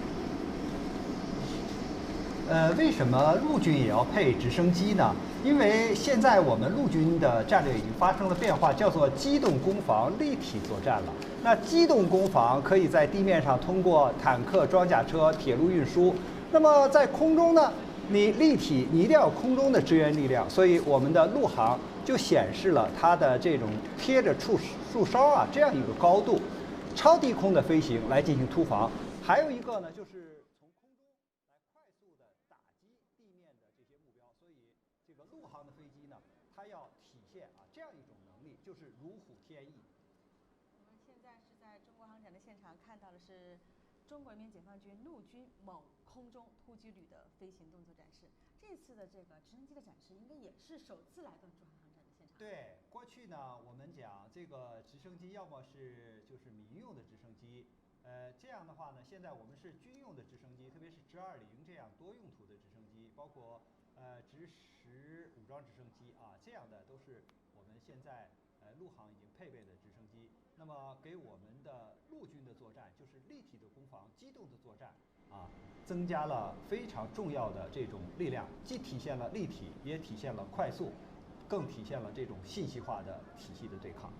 那今天现在我们画面当中看到的是3型3架直升机，不同的种类哈。对，因为现在这个由于气象的原因呢，陆航的这个直升机呢进场比较晚，他们基本上就没有时间再做预演，所以大家现在看到的就是他们到来之后直接的这种表演。我想这样更体现了我们陆航飞行员的这种熟悉环境、掌握环境来驾驭自己就是飞机的这种能力。大家看到现在3级编队在中间的呢，很显然是大一些的，就是直20，那么小一些的呢，应该是直10武装直升机。还有一型应该是直8L 运输型直升机。所以这次航展上空上演的是3型3架直升机的表演。那很显然就是陆航的这个编队呢，它想显示它的多机型，它的多用途。那么大家现在呢，可能看到的就是不同的机型但是呢，它们是一个整体，要一起来展示它们的各自不同的能力作为运输直升机，当然它的这种运载能力要更大一些，但是作为这个小型或中型的直升机呢，它要体现它的更灵活现在它们已经转弯了，准备通场。其实直升机来到中国航展的这个现场还是第一次，因为之前我们有直升机博览会，我们在直播会上的时候是看到这种直升机的表演的，主要是直10。直20应该是第一次来进行一个空中的飞行表演。大家看到他们现在横排的编队在进行通场马上就要经过这个主席台了。领头的长机为直10武装型直升机，左侧的位置为直20的通用型直升机，右侧的位置为直8L 运输型直升机。大家现在看到的是，显然是武装直升机，很像美国的阿帕奇但是是我们国家的直10武装直升机。由于从前面流过的这个速度非常快，大一些的是这种运输型的，那么还有一种是小型的更灵活的18吧。这三架直升机都是为我们国家国产自主生产的机型，也是我军目前的主战机型，直8L 运输型直升机。这个直20呢，它的这种通用性可能更强，因为呢，它可以担负运送伤员，比如说机降人员，然后呢，还可以在我们的这个像陆军呢，一些综合的保障性的这种任务中进行使用。而直10武装直升机呢，它的特点主要就是对地面的目标有很快的突击能力。一个，它的高度可以贴着树梢飞；第二，它可以挂载火箭弹、航炮等等一些装备，对地面的目标进行打击，对陆地上的这些兵员进行相关的支援。大家现在在镜头里看到的，实际上就是这样的武装直升机。在镜头当中看到的应该是直10对。直十武装直升机呢，也是我们国家第一款自主研制、具有自主知识产权的中型专用型武trang直升机。那它和这个直20的区别在于哪呢？一个呢是它的吨位啊要小于直20，因为直20呢是一种通用型的啊。你看，明显的它的这个航炮在前面，然后还有挂载的这个挂架，你看这个侧面的这个挂架就可以看到了啊。它是挂载火箭弹的火箭筒、导弹发射都是在这块的，由它来完成。所以呢，大家看到非常的明显，而且它是双座前后的啊，这个就是前面一个驾驶，后面呢可能是观察，比如说你要投弹呐、或者导弹发射呀，它是这样一个分工啊，是个前后的串座。你看它现在进行一个钟摆的动作，悬停。然后呢，就是在你的这个前面进行啊，咱们讲直升机，这是最典型的直升了哈，垂直的向上。这是个钟摆的动作，向你致敬。它实际上呢，这个向大家就是用它的特殊的方式啊，大家问好，向大家问好，打招呼。欢迎大家来到中国航展的现场。你看它现在是一个钟摆飞行，这是一个钟摆飞行，是吧？对，就是左右的啊这种飞行。进一步显示了直升机的这种灵活性，就水平的机动性，就是来回摆着像钟一样的，这个还挺形象的。现在它有反方向的啊，向它的右侧，这个进行横向的飞行。大家看，一个是它高度非常低，还有一个呢，它飞行的非常的灵活自如。那么展示了就是武装直升机啊，因为它一个要搜索发现这个目标，同时呢，它要规避就是地面上的这个对它的可能打击造成的威胁，所以它展示的这种灵活性，实际上也是在显示它就是防范和进攻的两种能力。其实这样的一个动作，平时在训练飞行员绕点追打地面目标，连续进行火力打击的作战行动的时候用的什么？是的，因为大家注意到，它假设啊前面是敌人的一排横向的防御的目标，那我可以横着，就是做这种钟摆的时候，把你前线的这些目标呢，用航炮啊，或者是用导弹或者火箭弹呢，进行直接的这种压制，而不是一个前后的压制。而现在呢，它向大家展示的呢，就是它要能够就是俯视的对目标更进一步的近距离的观察和打击展示了它的这样一种飞行控制能力。这就是武装直升机的这样的一个能力吧？你看这个直十吧，这是直十在哪里？对，因为直十一定要强调它的这种就是灵活性，因为它在未来的时候很有可能还要作为陆军的陆航的作为上舰也就是说在我们的这个2栖攻击舰上，也要能够起降，由海向陆发起攻击这对守卫我们的岛礁、维护我们国家海上方向也可以发生重要的这个作用。所以它现在呢，除了这个悬停钟摆式的这个表演以外，可能还要有一种蛇形的机动。这个体现了就是我们刚才讲的要贴着树梢因为这样的话呢，对方不容易发现它，可以非常好的隐蔽自己，快速的进行突防。其实他在模仿这个蛇形走位，这个动作通常用于训练飞行员低空飞行时连续躲避障碍物或者攻击。对，大家想，如果现在在山沟里面，很有可能就要忽左忽右，对吧？规避这个山的这个撞击，所以在这个地方呢，它就显示了我在低空的时候非常灵活的转弯，实际上就是蛇形机动、八字机动，然后呢，这样来体现它的这种操控的性能现在做了一个盘旋，这个体现了它的这种在原地的这种机动性。大家都觉得可能直升机没有这个，就是咱们的战斗机那么巨大的这种轰鸣声这个在于是它的发动机的这个。对，因为它的这个发动机是，我先讲，它不要求那么高的速度，因为一般直升机只要求每小时200-300公里的速度，而喷气式的飞机，它是要超音速的或者是高压音速的，所以它的发动机的这个喷出来的尾部的这种声音是非常巨大的。但实际上，你如果坐在这个直升机里面直升机里头，震动也是非常大的。我们两个人讲话就这样讲话是互相听不见的，必须要通过耳机。如果坐过直升机的同志啊，就会有这种体验。实际上它的这个力量还非常大。如果你在下边啊，就是你如果在这个时候戴着帽子的话啊，就是它的这些风呢是可以把你的帽子吹掉的。哎，所以大家看的时候好像很平静，但实际上底下的这个草木啊都是被它的螺旋桨巨大的这个转动的风所推动。所以这个直十武装直升机其实一直都在展示它的各种性能啊，比如说它的机动性，然后它的这个实战能力，快速的改变方向这个能力等等。对，大家看到现在它是一个大角度的俯冲了，因为大于35角的俯冲就可以直接俯冲。它刚才起码有个45角以上，现在在进行通常。可以转回升，500多度的一个回升，跃升倒转。大家看到它跃升之后呢，开始转变自己的方向啊，就是充分体现直升机的这种灵活性。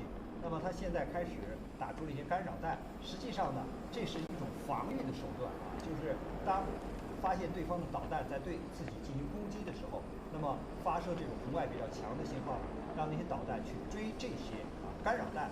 所以呢，大家可能觉得这个是跟导弹有什么关系吗？不是他主动攻击别人，而是说呢，他要干扰人家的视线。对，要干扰就是来袭的人。他打的时候是干扰敌方的这个视线哈，人家就找不到他。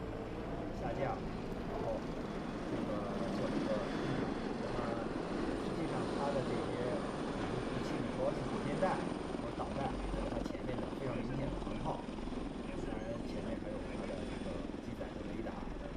你看它现在这个又在继续发射这种干扰弹。当然，在今天的航展上，它这个发射干扰弹呢，还有一些就是提示大家，观看它们组成的这个图案。大家看这个刚才干扰弹组成了一个非常漂亮的花朵，实际上有表演的意思在里边，但实际上在作战的时候它不是这样的。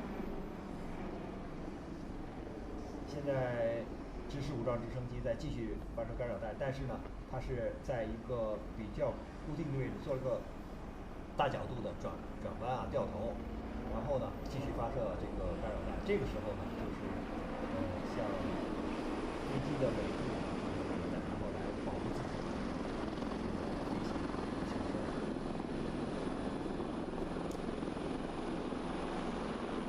现在是一个快速的机动的转弯，然后调整方向，因为它要尽量的让这个展馆的这些观众啊，对它看得更清楚一些，所以它不能离开啊，就机场跑道的距离太远，所以一直在这个附近呢进行相关的表演飞行。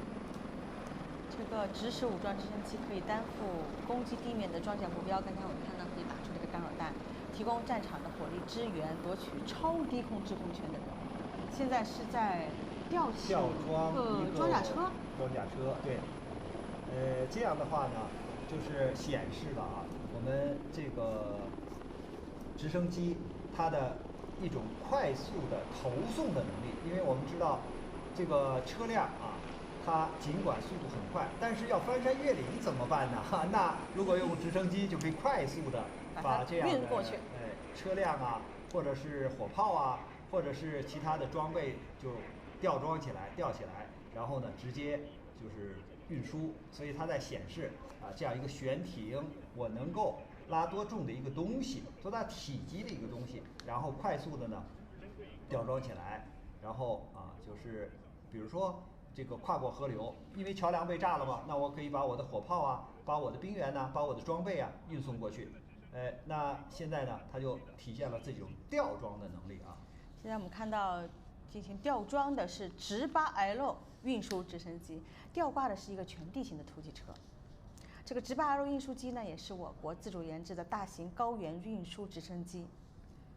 现在直8呢，它也有多种型号啊。刚才我们现在展示了，就是直8L，陆地上用的，因为 L 可能是代表着意味陆地啊。因为我们还有 H， 就是海军型的。那么它的这种直8H 呢，这种运输机，一般在我们的就是两栖攻击舰，还有船坞运输舰上啊，登陆舰上都可以看到啊，比如说昆仑山、长白山这样的啊，都可以看到这样的。其实它们的结构那基本上大同小异，都可以有这样吊装功能，还有就是运输比较多的装备啊、人员啊这样的功能。所以现在它是通过在陆地上的这种表现啊，特别是要强调一点，它适合在高原啊这样的地方，因为高原嘛，氧气比较稀少。那么在这样的情况下，你的这些装载或者运载的能力可能会受到限制，但是呢，它可以通过这样的表现，说明即使是在高原，我仍然能够完成相关的任务，特别是大家可能都比较熟悉我们国家的青藏高原那个方向啊，那是基本上都是处于一个无人的海拔的这个比较高的地方啊。那我们守卫边防的官兵无论是需要物资的时候，或者是装备的时候，都可以通过直8 L 这样的直升机呢，给他们进行保障和运送。所以这个直8 L 其实也是专门针对这个大型的高原运输来专门研制的一款新型的直升机。所以今天我们是以点带面，因为这个是陆航的航空兵的表演，所以我们通过陆军的这个直8 L 的表演，我们也可以联想到空军相应的这种运输机，直升机的运输机，海军的直升机的运输机这是我们整个中国人民解放军的装备的一种建设发展。直8 L 型直升机，它是在直8直升机的平台上来进行改装的，是吧？对，因为直8就是属于是比较大的运输舰，它的自重呢应该有30吨了。一般的像轻型的直升机只有4、5吨重所以是轻型的，还有10几吨重的中型的。我们看到现在就是在吞塔的是直10武装舰。他们之间其实在进行一个交叉的协同就是他在运输的时候，可能他在近距离的在我们的视线范围之内，再来进行它的这个飞行能力的展示对，因为今天的给每种机型或者每个单位的表演时间都是有限的，那么所以我们要在这么短的时间之内，要把各自的这个特点、各自的性能都给展示出来。刚才我们看到了吊装，那现在呢，我们看到了就是这个直升机呢缓缓的开始回场了，因为他刚才已经表演了这个各种的动作，这就是还是一个钟摆的动作，在盘旋，它是准备降落了，着陆了。对，大家看到现在它非常稳的降落在跑道的最前端了。那也就是说，直10今天的表演已经结束了，因为它刚才表演了各种的性能，包括释放这种干扰弹。那么现在看到这个直8 L 的运输机和直20两架，这都是直8吗？前面是直8，后面是直20。因为直8明显是比直20还要大，直20是中型的，而这个直10要它比较小，但它又是轻型的这个大一些。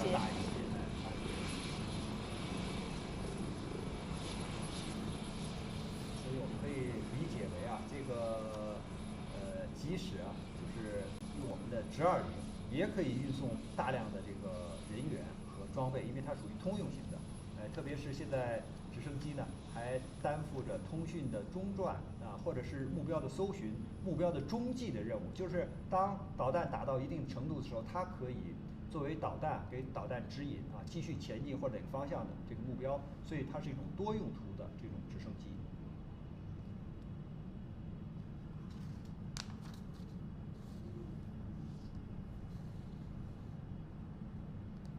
因为能见度的关系所以这个尽管直升机距离我们的距离呢并不是很远，但是呢它还是不是非常的清楚因为这个今天能见度不是很好，今天云层比较低，所以8.1飞行表演队飞的也是第3套动作，因为它整个是根据它的这个珠海的天气等等来进行调整的。这几天珠海一直在下雨，今天算好的。对，但是据天气预报说，明天后天可能天气更好，所以希望大家明天后天还能够继续锁定观看我们的继续直观看播报道。可能就是这个我们的飞行员飞出来的动作更多，这个大家呢能够看到的这种精彩的镜头也更多。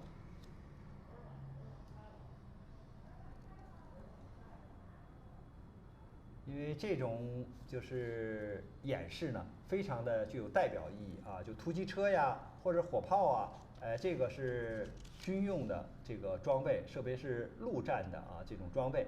那么在过去的时候，比如说有障碍的时候呢，可能在运输或者传送的过程中呢，就会遇到障碍，走不了了。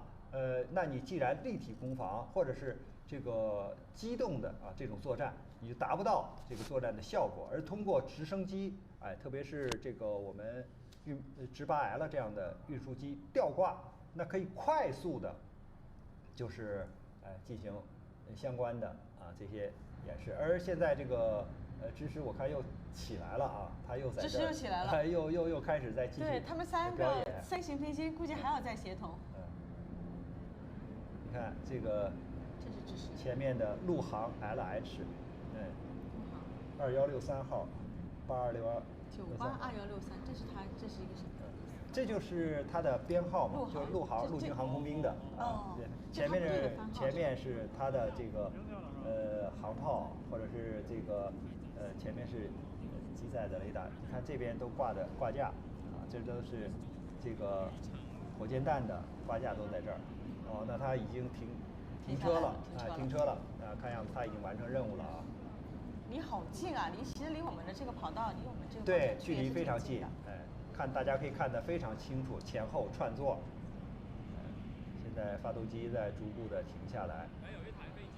现在你看，大家现在看到的是机降不是伞降就是通过这个上面搭载的兵员，通过这个钢丝索，然后从飞机上下来，在这个直20就悬停的过程中，刚才拉下来一道钢丝，所以很多的这个兵员已经被这个投送下来了。这个叫机降，就是机动降落。就是一个有伞降，就跳伞，区分于这个伞降。这种呢就是要你的距离离地面更近，更快速一些。刚才人送下来了吧？对，刚才我们可以看到一个班的这个兵员已经就是全副武装的下来了。所以我们看到呢，这个今天直8L主要是展示它的运输的能力、吊装的能力，而直10这个展示了它的这种对陆攻击、对陆打击的能力，而这个直20体现了它的多用途，也就是它的这种机架把这个特战队员给它运送下来，然后还有一些非常灵活的，因为它一直跟这个直8L呢进行伴飞或者是一起协同当然这就显示了它的这种比如说目标中转，或者是这个信号的传输以及人员的运送这种的功能。现在呢，它在给大家表演悬停，你看它悬停的时候非常的稳。这是直20。对，这个非常的稳就在这儿悬停，一动不动然后它就要表演它在悬停的过程中，我也可以进行上下左右的摆动就是说明我的这个它的机动性能也非常好它是比直10要大一些的。要大，它是中型的直升机，而且多用途的。大家看到它现在也在进行钟摆的动作，因为这个场地比较有限，所以要一架一架飞机来，所以这个直10武装直升机呢最先表演的这种钟摆，现在呢是这个直20来进行相关的表演。直20战术通用直升机呢，也是我们国家自主研制的中型多发多用途的直升机，它采用的是单旋翼带尾桨的，然后低位后置平尾的这样一个构型，这是一种什么样的构型？有什么好处呢？因为这是传统的直升机的构型，这样的话呢，一个是安全的性能比较好，还有一个呢就是它有尾桨比较灵活。你看现在大家可能印象比较深的是，俄罗斯的卡52就是同轴共桨，那么那个速度更快，但是呢它没有尾桨，它比较平稳，但是呢它从这个某一些性能上，跟这个我们现在直20啊，或者是传统的这些直升机呢，是有一些差异的。它主要追求它的速度，或者是在打击的时候它的频率。但是从整体的安全性，还有运输的这种能力上来讲，实际上呢，我们直20呢还是有比较好的这种安全的系数和比较好的这种性能。其实直20因为是通用型直升机，据说它首次应用了电传飞控、旋翼的防图兵等新的技术。它在白天黑夜就是这种复杂的气象条件下，也能够进行多样化的运输。对，这个呢，就是我们讲的全天候飞行，就是在白天、夜间都能飞行呢，叫做昼夜的飞行。但是呢，白天又分成2种气象，就是昼辅和昼简，就是白天的简单气象和白天的复杂气象。那么，现在它在发射干扰弹啊，就是大家看到这个还是相当漂亮，非常的漂亮。它是打出了就是一个横向的啊，不像刚才放花似的，因为它是做了一个前后的飞行，所以呢，它放出这个干扰弹之后呢，来保证自己的安全。那我们讲到就是直20这种飞机啊，它由于是通用型的，由于可以执行多用途的这种任务，大家有的时候都可以通过这个飞机的舷窗看到对面啊，所以看又打出了干扰弹。干扰弹，而且我们注意到它故意让这个干扰弹形成一个漂亮的图案啊，你看，这个时候像菊花一样啊，这么一个转一圈儿，然后呢打出一个图案，那这样呢很显然是表演大家展示的一个意图在里面，但在实际的作战应用中呢，它可能要根据实际的情况来发射干扰弹的方向和数量。你看它现在是非常低的一个高度啊，就是利用这个山势来掩护自己，并且呢贴着山飞行，实际上也在表演它在未来的军事行动中的时候呢，可以借助山势，然后呢有效的突防。所以其实今天的展示的这个直8L、直10和直20，其实突出了他们不同的这样的一个直升机的能力。对，尤其是在作战体系当中，他们能够承担的角色。对，他们有各自的长处啊。你比如说吊装就要靠8L，那么打击或者支援就要靠直10，而多用途我们就可以用直20了。通用型的直升机，这体现了我们现在直升机啊，型号多、功能全，那很显然对我们的这个作战是一种巨大的提升啊。现在应该是着陆了。着陆了。菱形着陆，什么是叫菱形着陆啊？其实呢，就是因为它的这个刚才在飞行的时候呢，它的这种已经离跑道非常近了，就近距离的，非常近的，就是直接的、快速的降落。这是它的这个适应力非常强。对，就是因为你作为军用的直升机，很显然是具备要非常灵活的能力和非常熟练的这种操控的性能。这个把车辆卸载了，大家看到突击车已经不见了啊，所以它已经运到了目的地了，现在完成任务了，返航了，已经又回到了这个展馆的上空。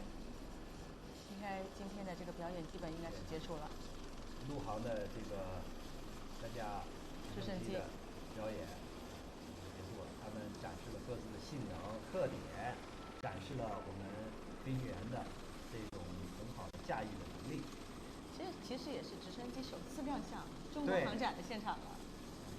大家能够看到一个动态的啊，因为过去有直升机可能也是静态的啊，都在那儿摆着停着，大家现在直接就可以看到，这些直升机能做哪些动作，能有什么样的功能性能啊，就是都一一展示出来了。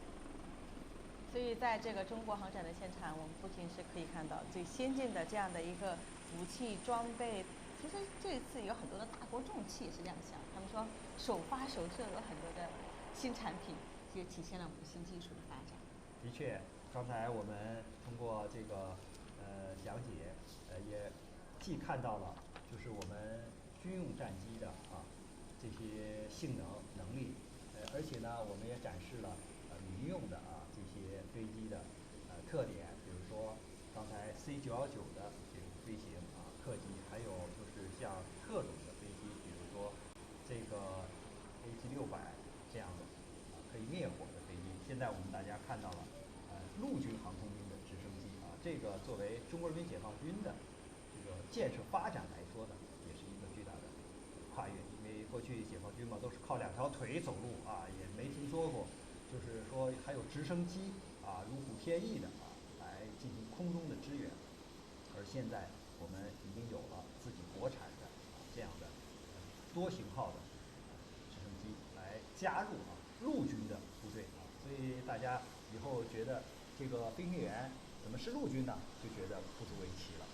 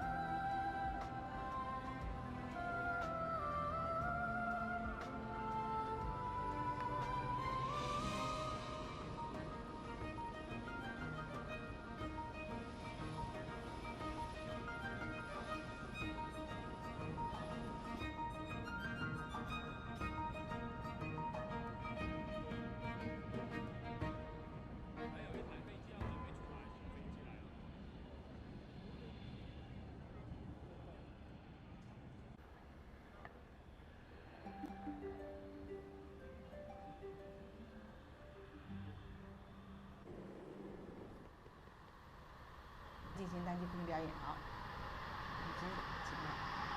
对，教师飞机呢是我国自主研发的一款跟世界同水平的一个高级教练机。它的起飞距离非常短，你看现在它在平飞加速，拉起，然后速度到了拉起，非常的漂亮。这飞机是近乎垂直于地面的扬州，一飞冲天啊！对。然后呢，它现在在做一个调整，往右侧的这个方向转弯，然后转过来以后直接对向这个观众席，然后呢开始做一个大坡度的盘旋。哇，发动机的声音相当的可以啊，这个。对。它的这个盘旋的半径呢非常的小，而且它的可用的引角也非常大。据我了解，这款飞机的最大可用引角达到了26度，而且它还有一定的余地。你看它的半径非常小。我的印象中，它的半径大概只有300多米。然后它改出以后，直接的大仰角又上升了。对，拉起。然后大伙儿可以看到它的2个边条涡是非常明显的。这个边条涡呢，对这架飞机的气动特性有非常好的作用，所以它的机动性，包括它的敏捷性，都是非常好。我看它起飞的时候就相当的快了，起飞间距很短啊。对的，它呢是配了2台这个全旋线数字电传控制的涡扇发动机。双发的，对。作为教练机来讲，它首先强调的是安全性，所以我们这款教练机呢，它用的是双发，而且呢，它是一个数字电传控制的。好，连续的横滚，好，再直接的跃升。是的。这个机动性相当可以啊。对的。然后它一个半斜扣就下来了，所以它整个的这个飞行表演的范围都在这个视线范围之内。所以看起来真的是非常的过瘾。对的。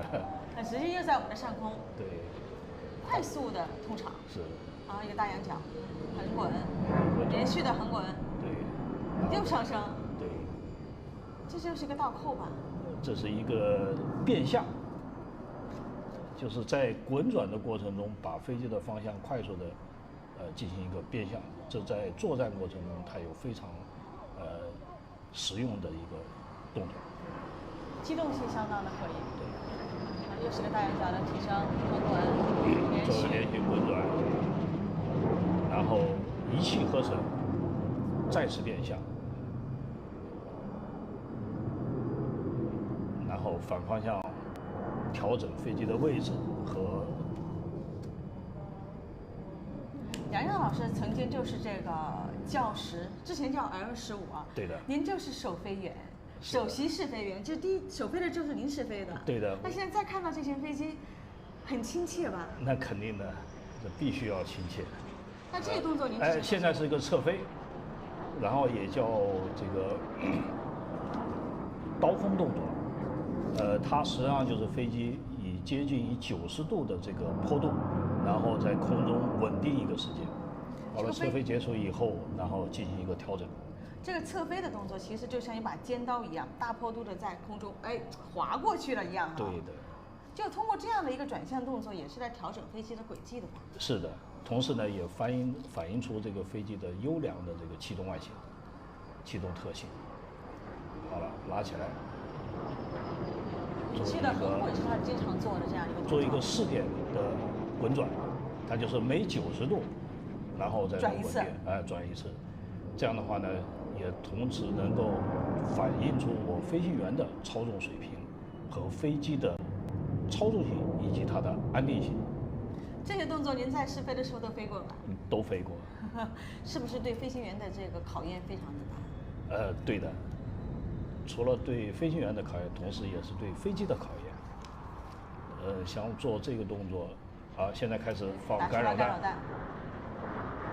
这架飞机呢，虽然是个教练机，其实呢，它也可以作为一款轻型的攻击机。在必要的时候，它可以参加作战。好了，现在飞机回转，然后大伙儿看，这个飞机已经放下了起落架，它后面将要接一个带起落架的铜滚。带起落架的铜滚。对的，带起落架的铜滚。马上。对的。好，放下起落架。好了，拉起来。拉起来。然后开始。盘旋。对，做一个铜滚。铜滚。铜滚就是像桶一样的，就它比铜滚要更大一点，是吧？对，就相当于一个桶。我们平时看的桶是立在地面的，相当于把这个桶放倒在水平的位置，然后飞机绕着这个桶的边缘，然后旋转一圈。然后而且它是带着起落架的，某种情况下带起落架，它的飞行速度一般不允许大，但是呢，它在这么小的速度范围内，它就可以做这个动作，因为铜滚呢是一个战术机动动作，在实际的作战过程中，这是运用的比较多的。但是对飞行员的考验能力要求很高啊。对的，它尤其对飞行员的操控能力。尤其在表演过程中，他要做好这个铜滚还是比较难的。一般的我们都是在中空做这个动作，但是今天呢，它的高度大概也就是200到300米，然后完成这个。现在他把起落架放下来，应该是在调整我的位置，准备小航线落地。现在做3转弯，然后呢，这个飞机的起降离地速度和着陆速度都比较小，这样的话呢，它作为一款教练机来了，它下面可以衔接我的基础教练机，以至于我的初级教练机，但是对上呢，它又可以连接我的这个作战的型。你看这个航线非常小，基本上改平以后高度也就是10来米，小航线落地。现在基本上我们的战斗机都是小航线落地。对的，因为在作战过程中，它要尽快返回地面进行补充，再次出动。所以对小航线的这个训练是非常重要的。小航线就是很快的就着陆了。对的，就是在尽可能短的时间内完成我的落地动作。这个作战是非常有用的，因为它可以节省很多时间，再次准备，再次出动。好了，现在飞机在减速，它放出了减速板。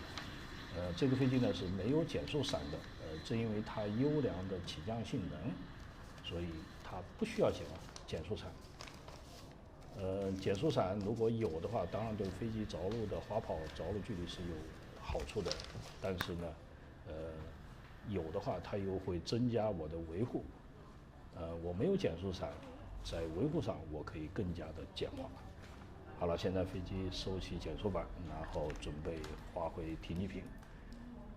这个参加飞行表演的这个飞行员也曾经是我的徒弟。您的徒弟呀？对的。然后他在我们空军的这个教8的时速尾旋上面，他是9个种子教官之一。哦，就您带出来的徒弟，我记得您是在08年的时候，咱们是 L15的首次飞行。对的。06年是首次亮相。对的。我认识杨老师也有10几年的时间了。是，然后在09年，我跟崔老师也有幸在迪拜相遇。那个是他首次飞出国门。对的，那当时也是我飞出去的，然后从巴基斯坦，然后越过这个印度洋，到阿拉伯湾，一直越过这个阿曼，到的我的阿联酋的迪拜，然后参加我们的迪拜航展。然后所以说您也是见证了整个其实 L15的发展。现在叫教时啊，是中国航空工业的发展，您最有发言权了。是的，因为在我的这个飞行生涯，尤其我的试飞生涯中，然后是伴随着中国航空工业的发展以及中国空军的强大，这是我一步看的。因为早在珠海的第1届航展，96年的第1届航展，我当时是飞的 K8飞机，然后有幸参加了第1届。然后后来呢，到这个98年的第2届，到2000年的第3届，一直到06年的第6届，然后到后面的几乎每一届航展都参与，尤其是作为练术的首席指挥员，在08年，我跟我们当初的战友周建国一块驾机在我的珠海机场场控。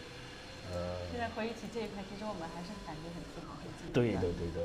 看就是这型飞机现在已经是列装部队了。已经列装部队，所以作为我曾经首飞的飞机，看到它已经开始大量装备部队，作为我来讲，应该感到非常的自豪和荣幸。好的，我们也跟杨老师一起感受到了这种自豪和荣幸。那么接下来我们通过一个刚才的飞行集锦，来再回看一下 L15的精彩飞行。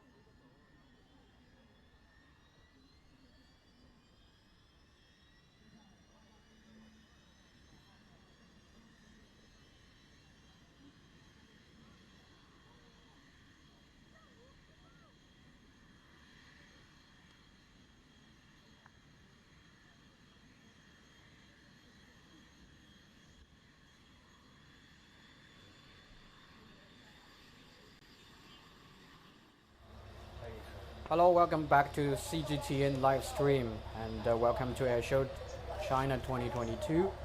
I'm reporter Zheng Songwu. And I'm Huang Fei. We're live in Zhuhai in Guangdong province, and we're looking at part of a flying display. Right now, 4 aircrafts about to take off. Yeah, that's Taking off. the PLA Air Force Aviation University's Red Eagle Air Demonstration Team. So the Red Eagles are from the Aviation University of Air Force. Oh, there are 8 of them.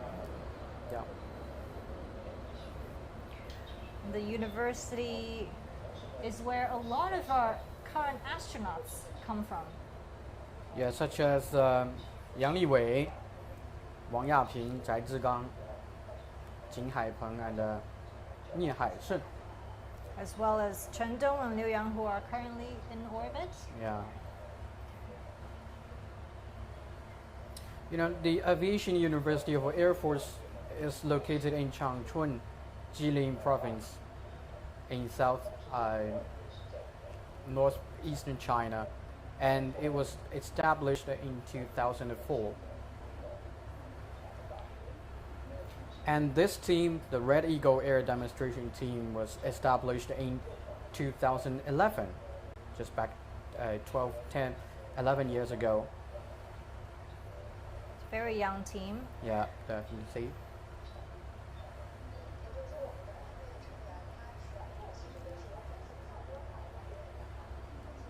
And we can see on the camera 8 aircraft are flying together. And the aircraft this team uses Zhao 8.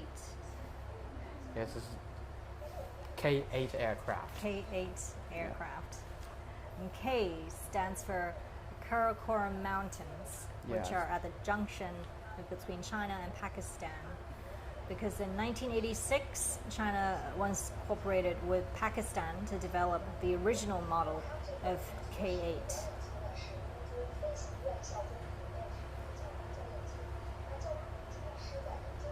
So we're going to see performance from the K aircraft. Right now they're flying in an arrow shape.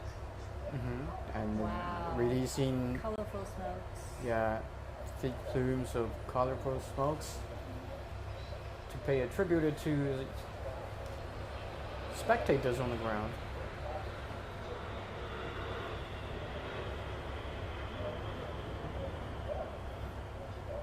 And they're changing their shape.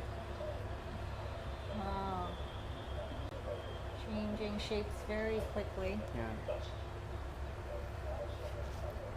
This aircraft only made its, this aircraft made its maiden flight back in 1994. And it was officially equipped with the Air Force Flight Academy in 1998. Right now it's the main training model for the Flight Academy. And all the pilots are the instructors from the team. And among its 18 members, there are 3 super pilots and 15 first-class pilots. And they're all top pilots in China.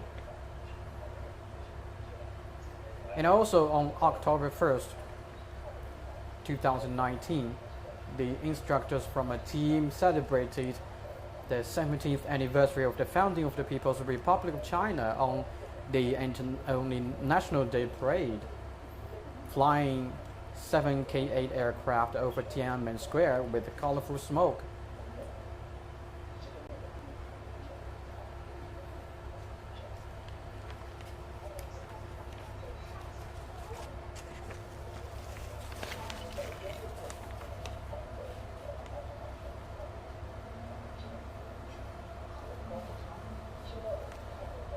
This is a new shape. Okay, they're releasing the smoke again.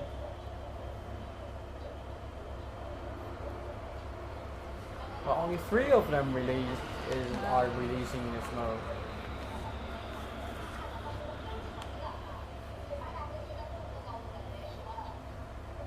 8 aircrafts flying as one.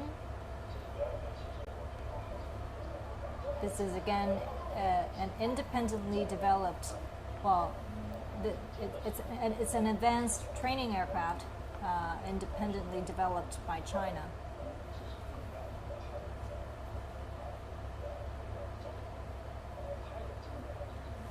It's equipped with some fire control systems and can also mount air-to-air assault weapons.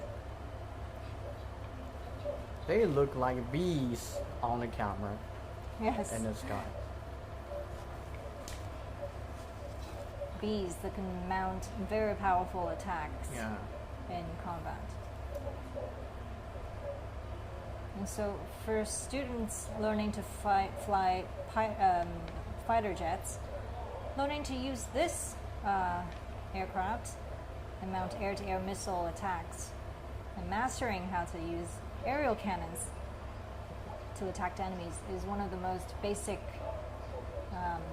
training components in their one of the basic links in their combat training. And they will turning right in the same flat. They also have to keep the distance in a proper way. Yeah, it looks like they're flying very close to each other again. Yeah. Beautiful arrow piercing through the skies. Now they're changing formation.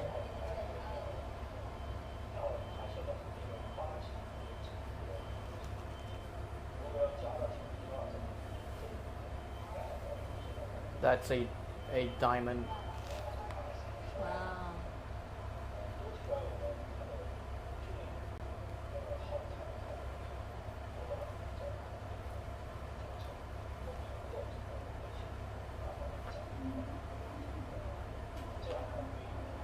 So this airplane is actually flown by many pilots from all over the world, from 20 different countries, including the United Kingdom, America, and Russia. Yeah, and And- they all spoke highly of the Yes. aircraft. And also this aircraft that made its maiden flight in 1994 and was officially equipped with the Air Force's Flight Academy in 1998.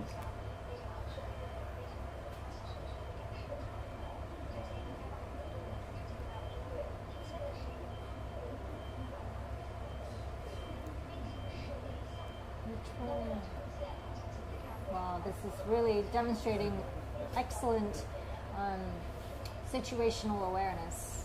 Of the You need pilots. to know exactly where you are Yeah. in your team, which takes years and years of practice.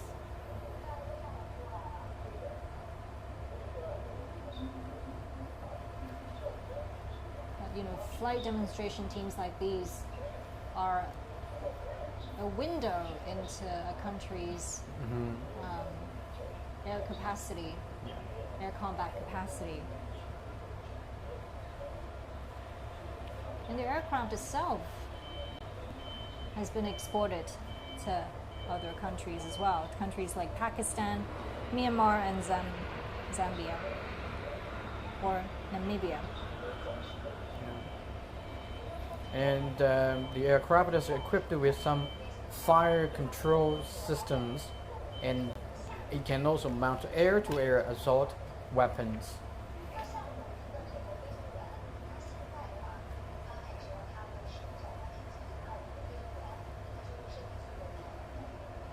Two of them are separated from the formation.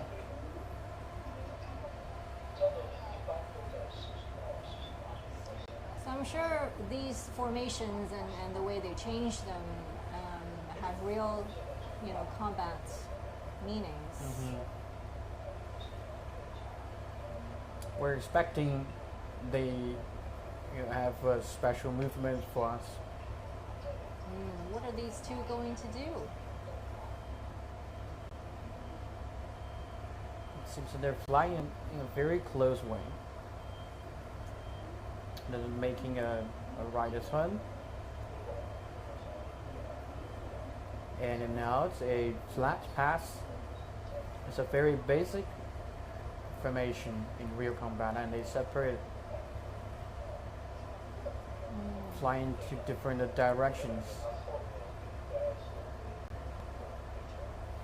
So you can see the color is red, so why that's why it's called a red eagle.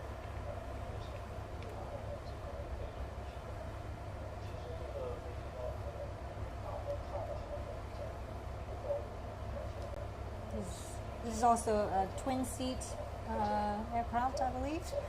It's a very cost effective and easy to operate, which, you know, is a great way to lay a solid foundation for pilots in training. So the student sits in the front cockpit and the instructor sits in the back. Yeah. It's okay, opposing cutting edge pass again. Beautiful.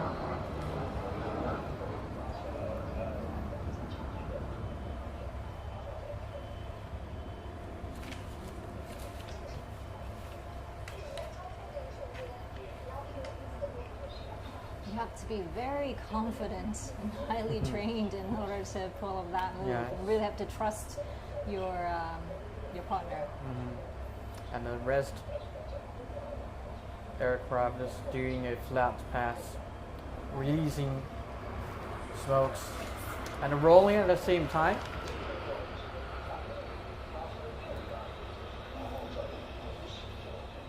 Oh, that was incredible. Changing formation again. One of the aircraft was leaving the formation. This is a great demonstration of the airplane's maneuverability.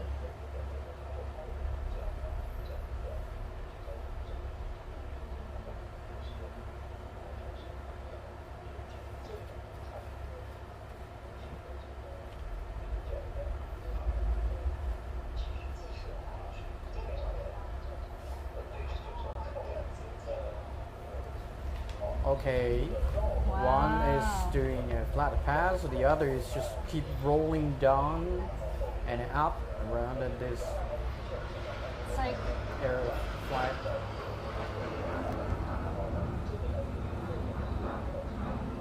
it's like two eagles playing with each other, eh? Yeah, very beautiful picture. It just keeps rolling, and that's really challenging for the Yeah. pilot.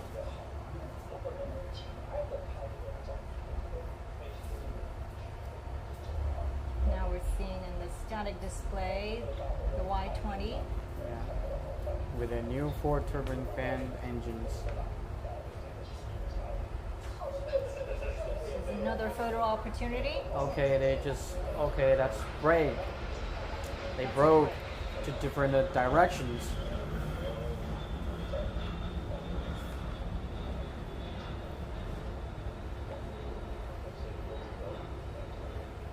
Leaving the smokes in the air looks like a beautiful painting. This year, I must say, there are visibly fewer people on the ground. Yeah, and we can also see some infantry vehicles and an AG 600 that demonstrated some flexibility in the morning. Well, here on another 2 aircraft are flying over.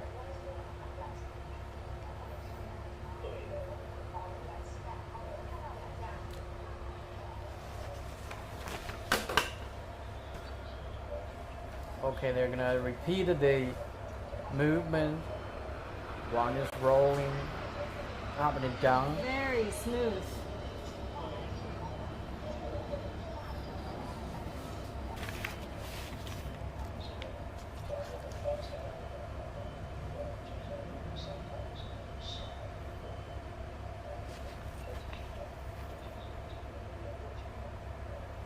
So again, these are best of the best in our Air Force. Yeah, and, top pilots. And the top echelon of these elites become astronauts.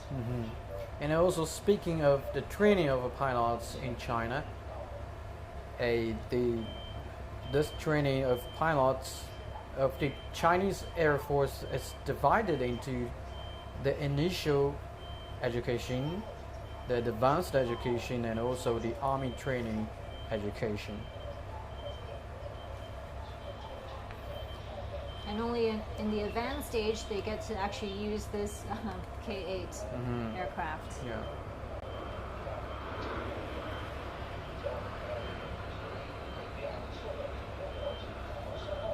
They just crossing each other, making special movements and releasing thick plumes of smoke.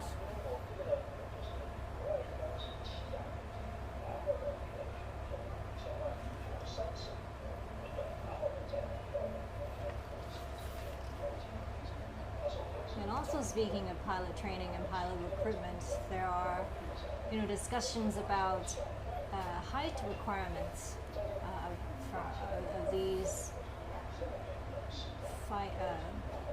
pilots. They can't be too tall.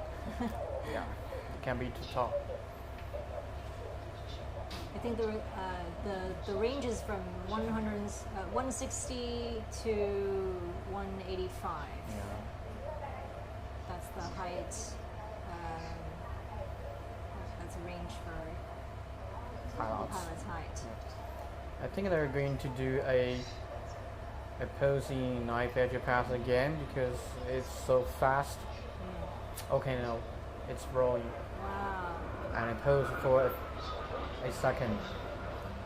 Very sharp moves. And making a vertical pass.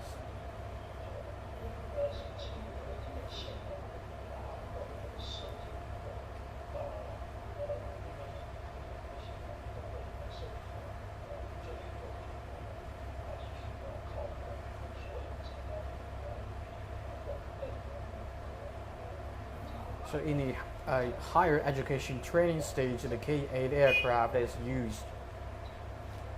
Yes. And I guess there's a lot of similarities between pilot training and astronaut training. Wow, this is amazing.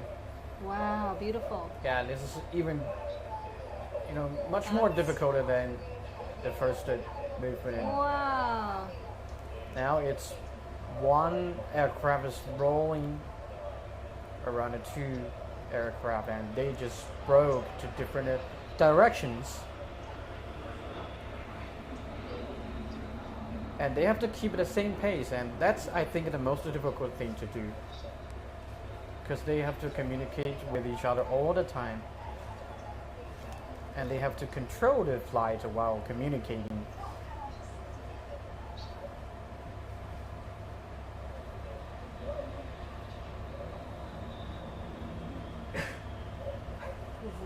Excellent demonstration of their Wow, teamwork. Another beautiful move. That's amazing. Another amazing movement. Two different aircraft that are rolling up and down around the other two aircraft which are doing flat pass. Just never ending. Just keeps rolling and rolling and rolling. Yeah. I guess That looks like a DNA. Yes, it does. Leaves a beautiful trail in the air. But I think in real combat situations, this is a great way to evade enemy attack from the attacks. tail and escape from attack. It's a good way to confuse your enemy. Like they don't know where you're going. Yeah, it's a solo performance. Okay, opposing. Okay, climb Steep vertically. climb. Yeah, steep climb. This is another multi-G maneuver. Bearing down.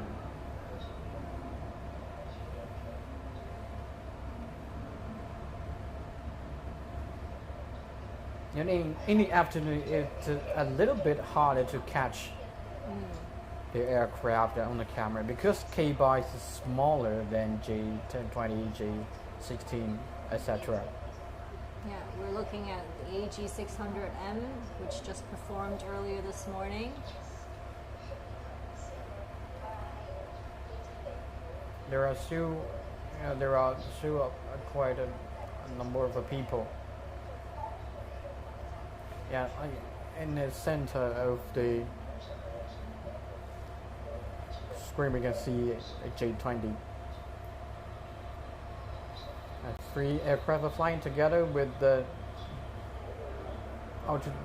altitude difference.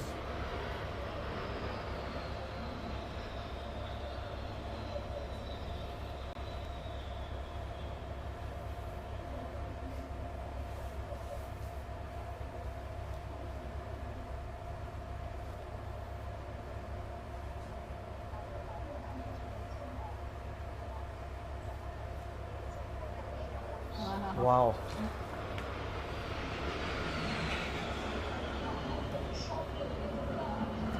It's flying over our studio. Yes. But they're a lot less noisy than the J-20. Yeah. No, that movement was really fantastic. You even can't think about a word to describe that.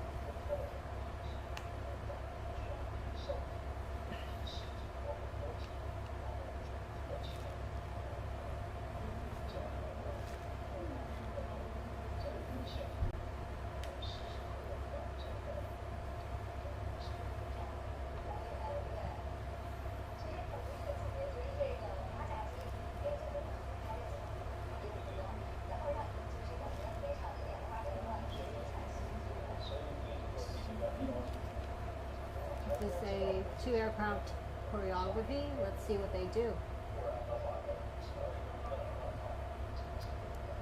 Might be.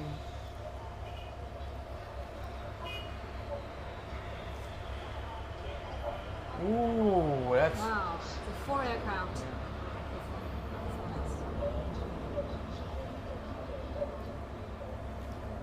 They broke into different directions, but keep it in the same pace.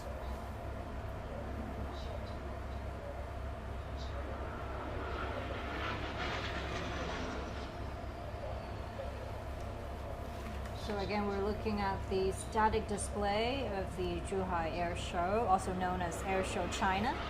It's the largest air show in China and has been held every 2 years since 1996 here in the city of Zhuhai in Guangdong province. And it's an event to promote the country's homegrown military and civil aviation technology. And we're looking at one right now. This is an indigenously developed trainer aircraft. And again, the Red Eagle Air Demonstration Team was established in 2011. It's a young team, just 11 years old. And on the camera, one aircraft is rolling and in pose for a second.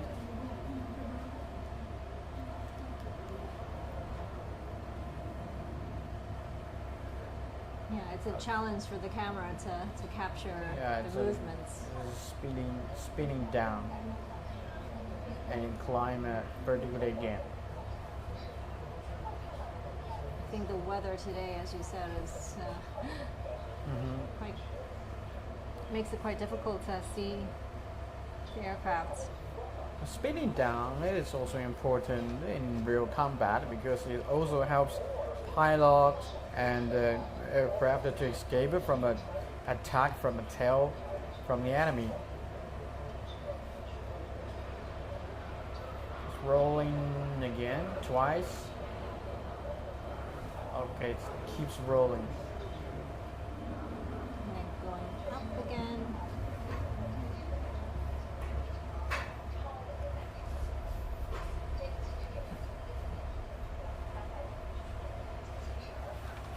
Just like we kind of lose the aircraft, lose visuals of the aircraft in the clouds, I think that's exactly what they want to do in combat.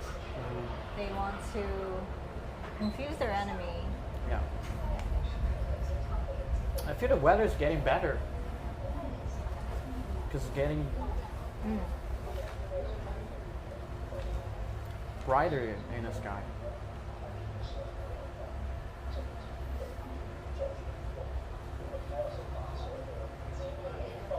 In the limited space, there's only one aircraft.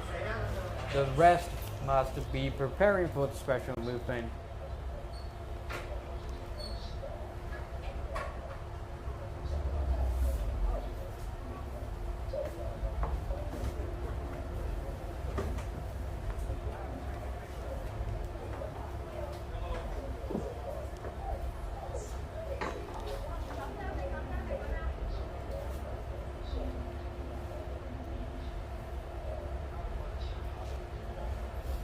And the amount, it's like 18 members, 3 pilots are super pilots, and 15 are the first class pilots, and 7 aircraft Wow. Beautiful. releasing smokes are flying together, and they're braking again to different directions. It looks like a finale move. Yeah, I think it looks like a fireworks. Yeah.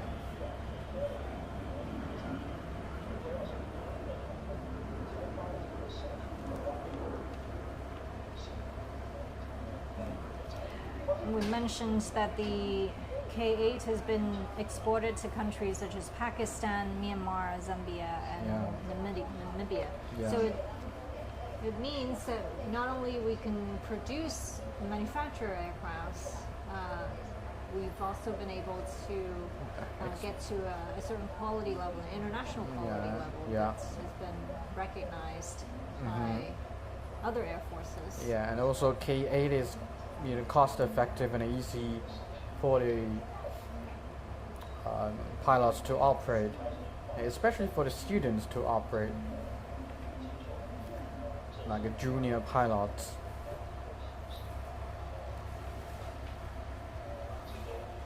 And this can lay a solid foundation for the junior pilots' flying skills.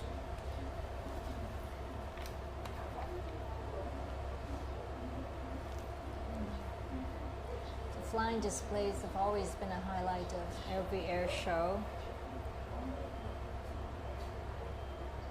This year we have so many firsts. Now this one is landing. And when training, the students sit in the front cockpit and the instructors sit in the back one.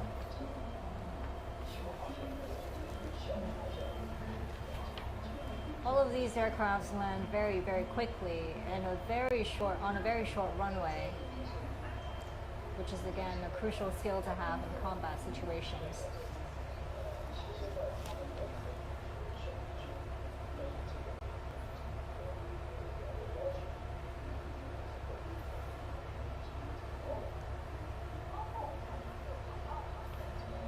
K-8 looks much more flexible because it's smaller. It's a smaller size and compared to J20, J16, and even AO-15. And the third one is going to land at the airport of Zhuhai.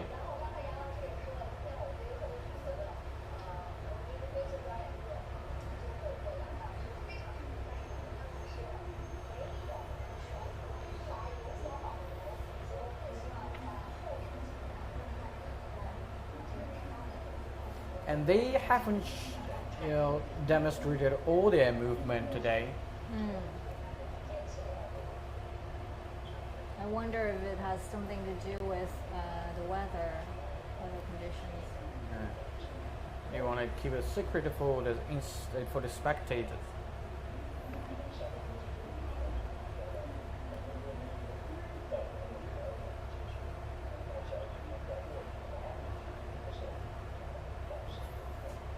And we can see 2 pilots on the aircraft. Another one is landing.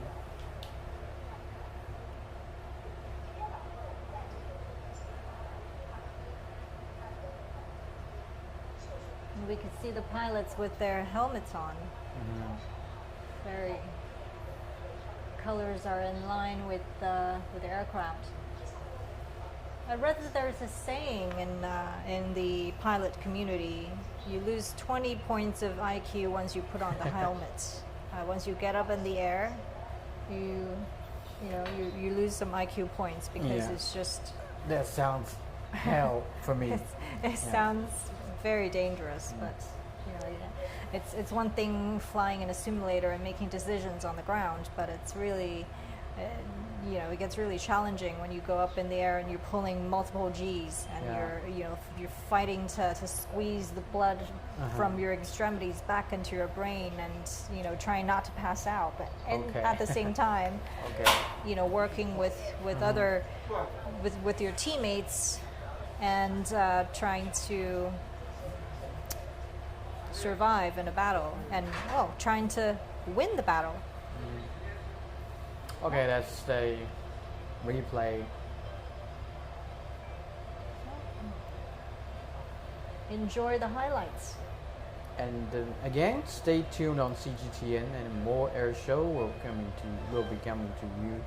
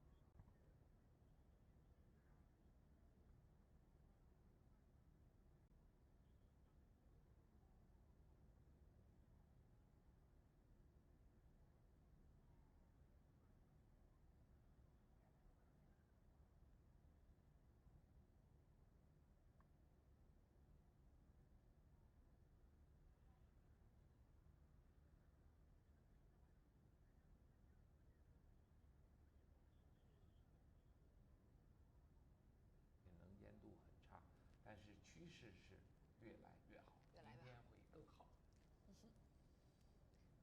怎么样？能听到宋老师声音吧？